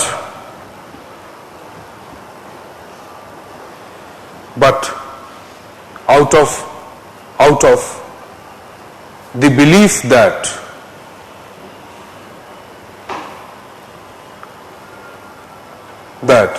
the authority is exercised on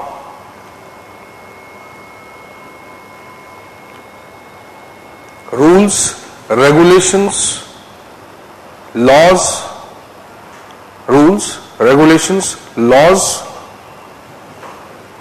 which are universally applicable.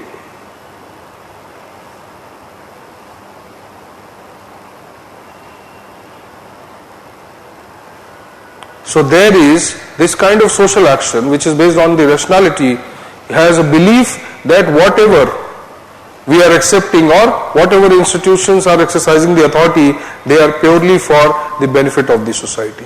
It does not have any element of partisanship, it is not biased, it is not discretionary in nature. So he's saying such kind of societies or such kind of collective conscience is an outcome of what? Is an outcome of the rational or the empirical influences. Now once the society's dominant value system changes from tradition or emotional response or some belief in certain communal value system to the larger values of rationality, then what happens? Such a society would demand a different form of structure. Or you can assume this way, that automatically the old structures will dismantle and new structures will start coming up. Understanding this?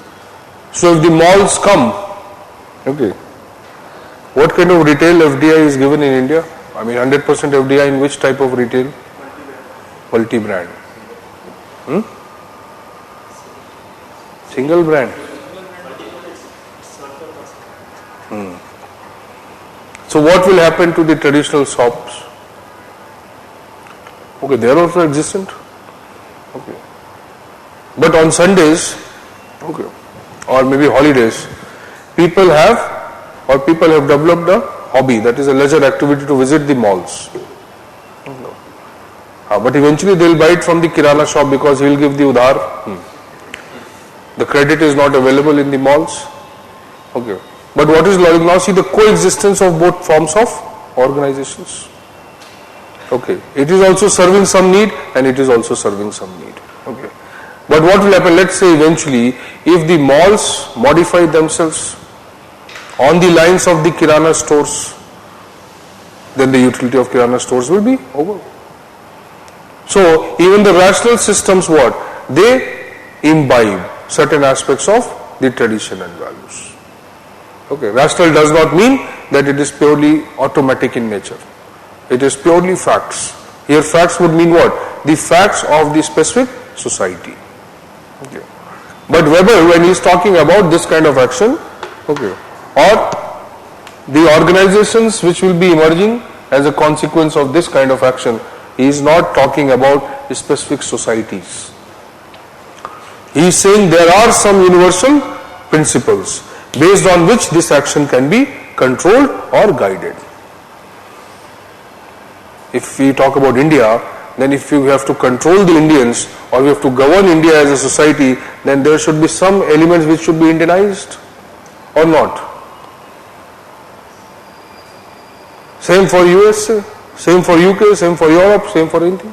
So you need to have some elements which will be coming from the cultural context of that society. But Weber is not talking about that.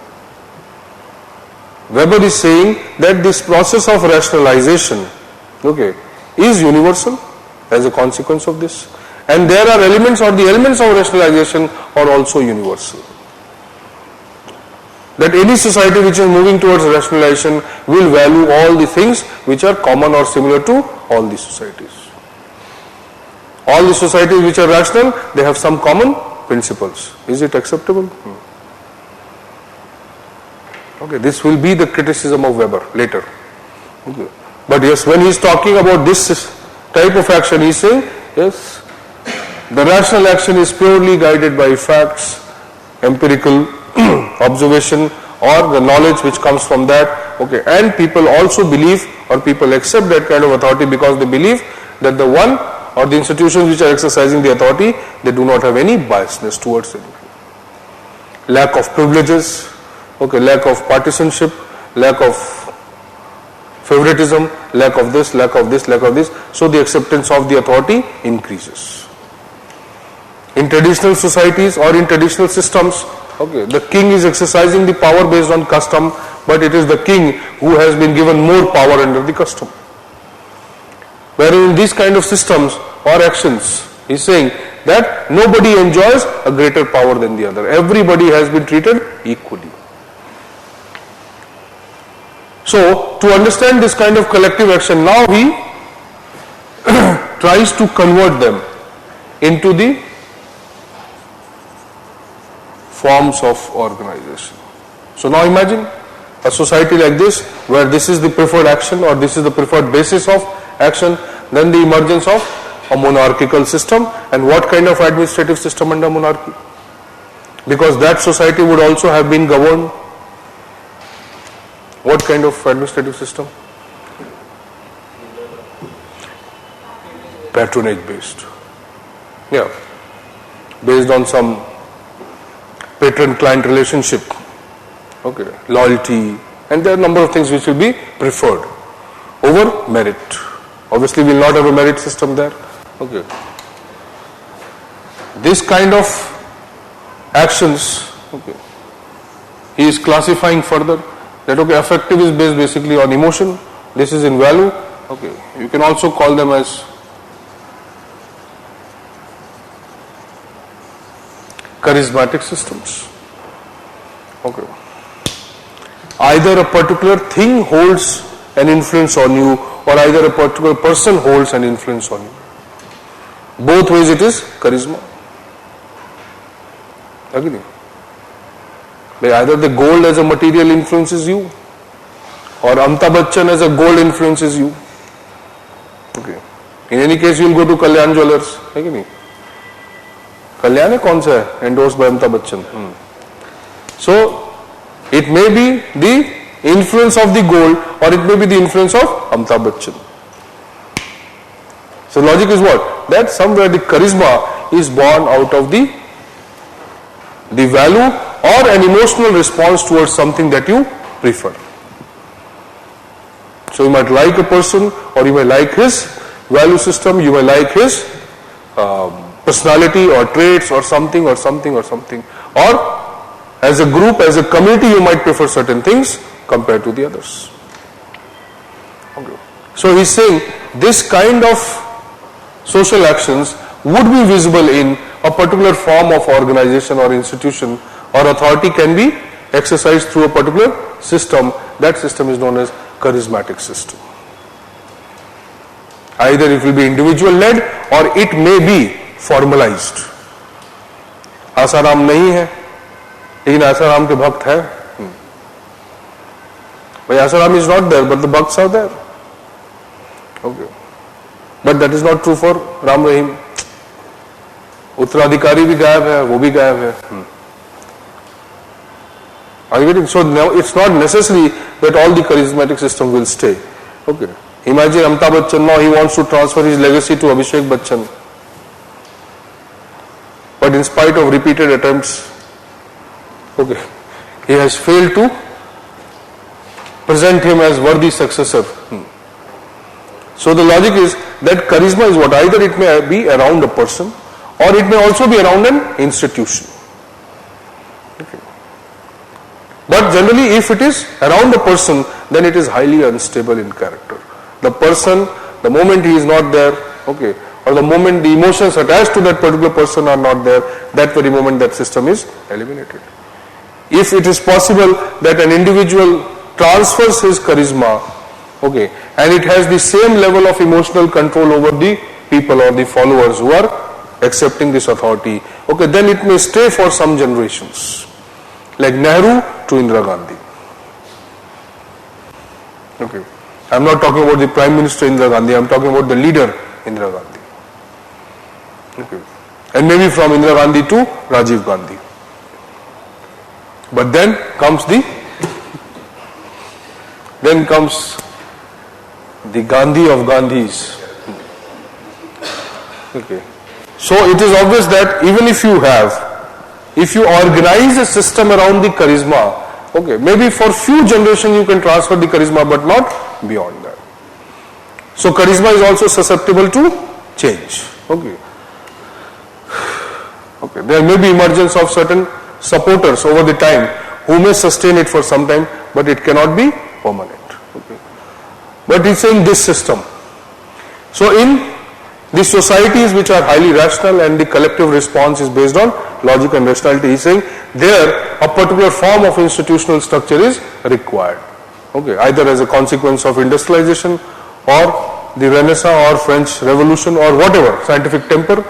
So he's saying these societies require a particular form of organization, and that organization can be called as the bureaucracy.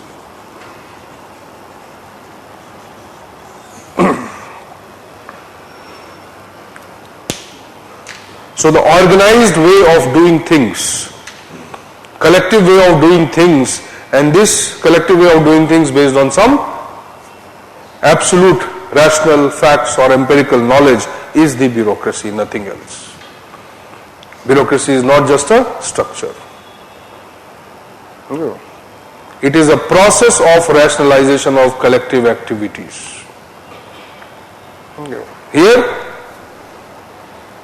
the rationalization process is weak. Here it is weaker. Okay, here it is strongest. Now that is the logic of social action. Now you are understanding that at the level of societal level, if we want to rationalize our activities, whether governing, whether administering, whether economic production, then what it will be the form of organization that we will create. ये समझ में आया भी इतना? So now imagine that, okay, yes, at the societal or at the level of society, if we are collectively organizing our activities to achieve certain ends, then which is the best form of organizing this activity? It is this.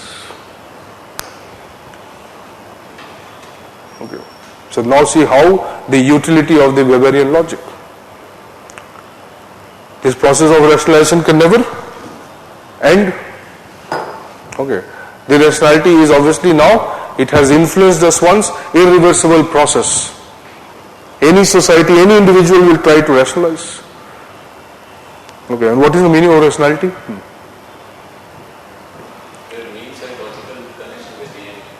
Or where you or your assumptions do not play a role. Okay, you are choosing the means which have been verified based on facts and logic. And then you are trying to achieve the end which you have decided. So your means and relationship is so objective, it is so clear, it is so predictable, okay, that you don't need to worry. So everybody will want it. I press the button, I know the things will happen. Okay.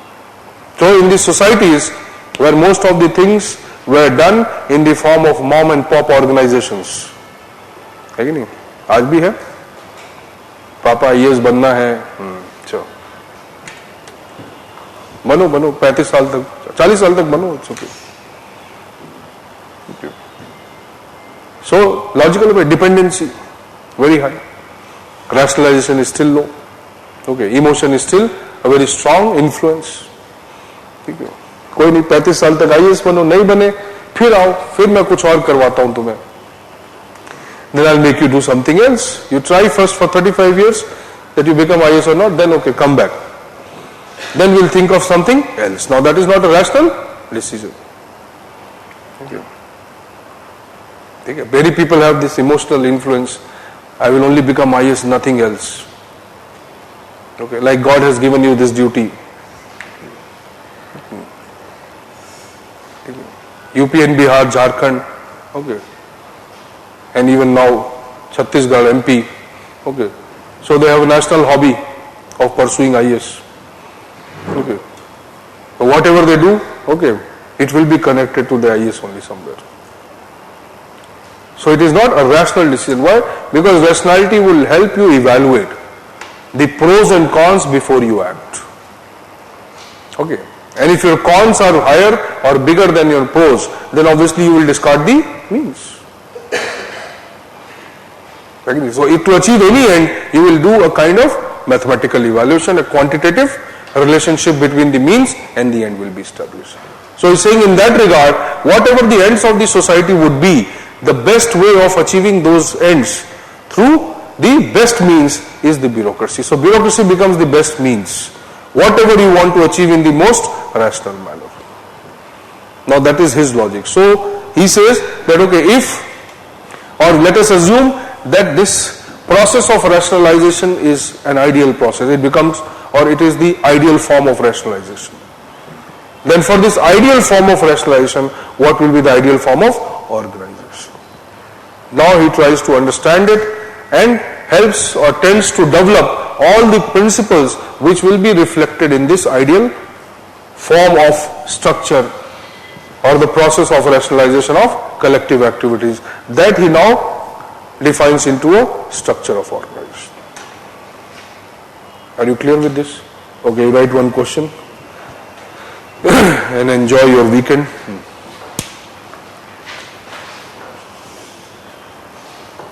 Okay. Discuss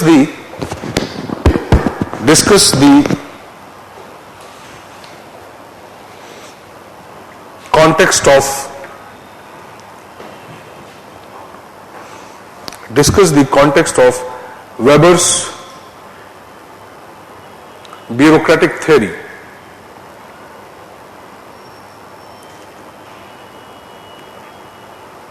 and the methodological assumptions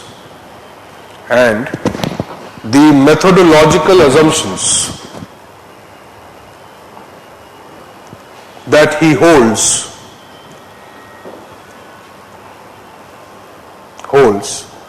while trying to understand the relationship of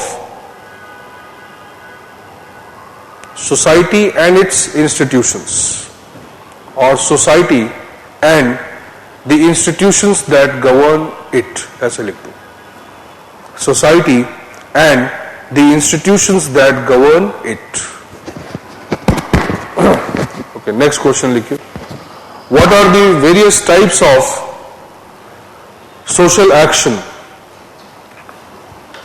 What are the various types of social actions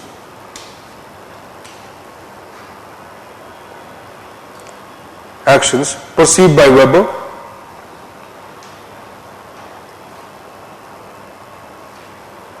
Also provide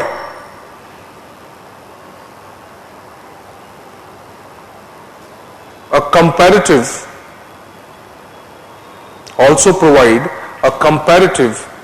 analysis of their merits and demerits. Also provide a comparative analysis of their merits and demerits.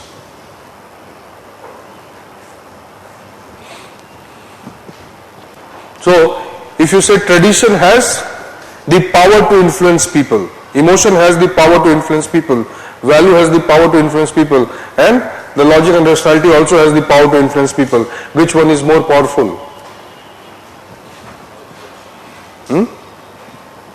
Which is more powerful? According to his theory, it is the rationality. But we cannot say that it is absolutely correct. Okay. And that is why will be the criticism of Weber later when we study, that he isolated this from the influences of the outside society. Okay. Even though there is another theorist who will come later, Simon, okay, just after Weber, criticism of classical theories. So, he is saying that, okay, no, there are various types of rationalities people have. Okay.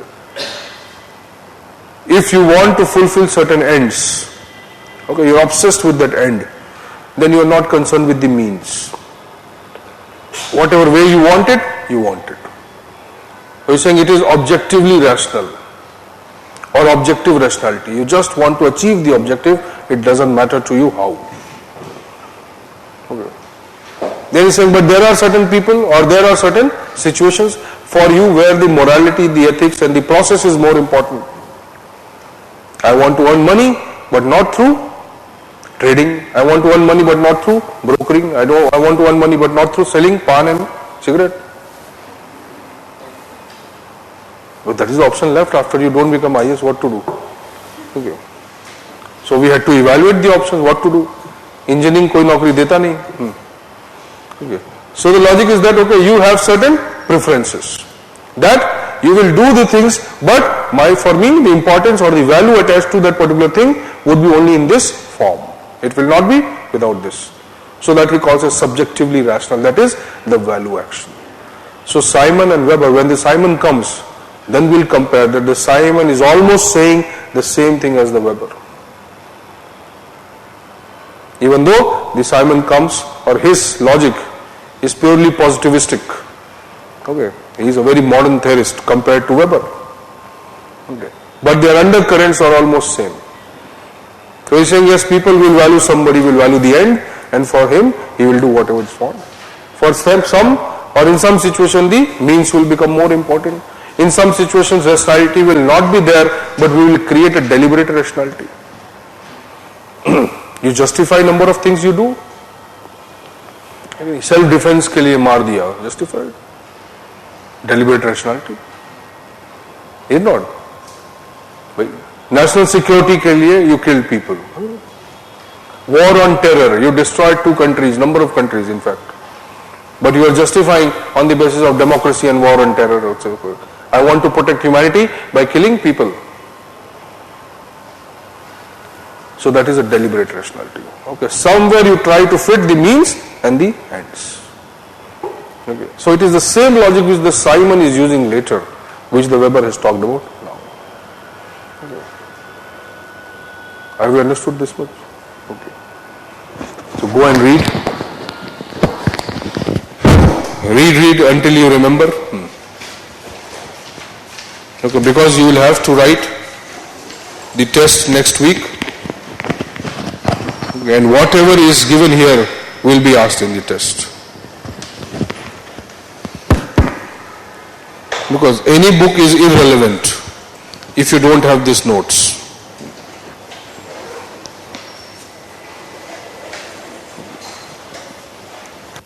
So teacher smart होता है ना, वही पढ़ाएगा जो किताब में, क्यों पढ़ोगे मुझसे? ठीक है. Okay, see you on Monday. Okay, 11:30.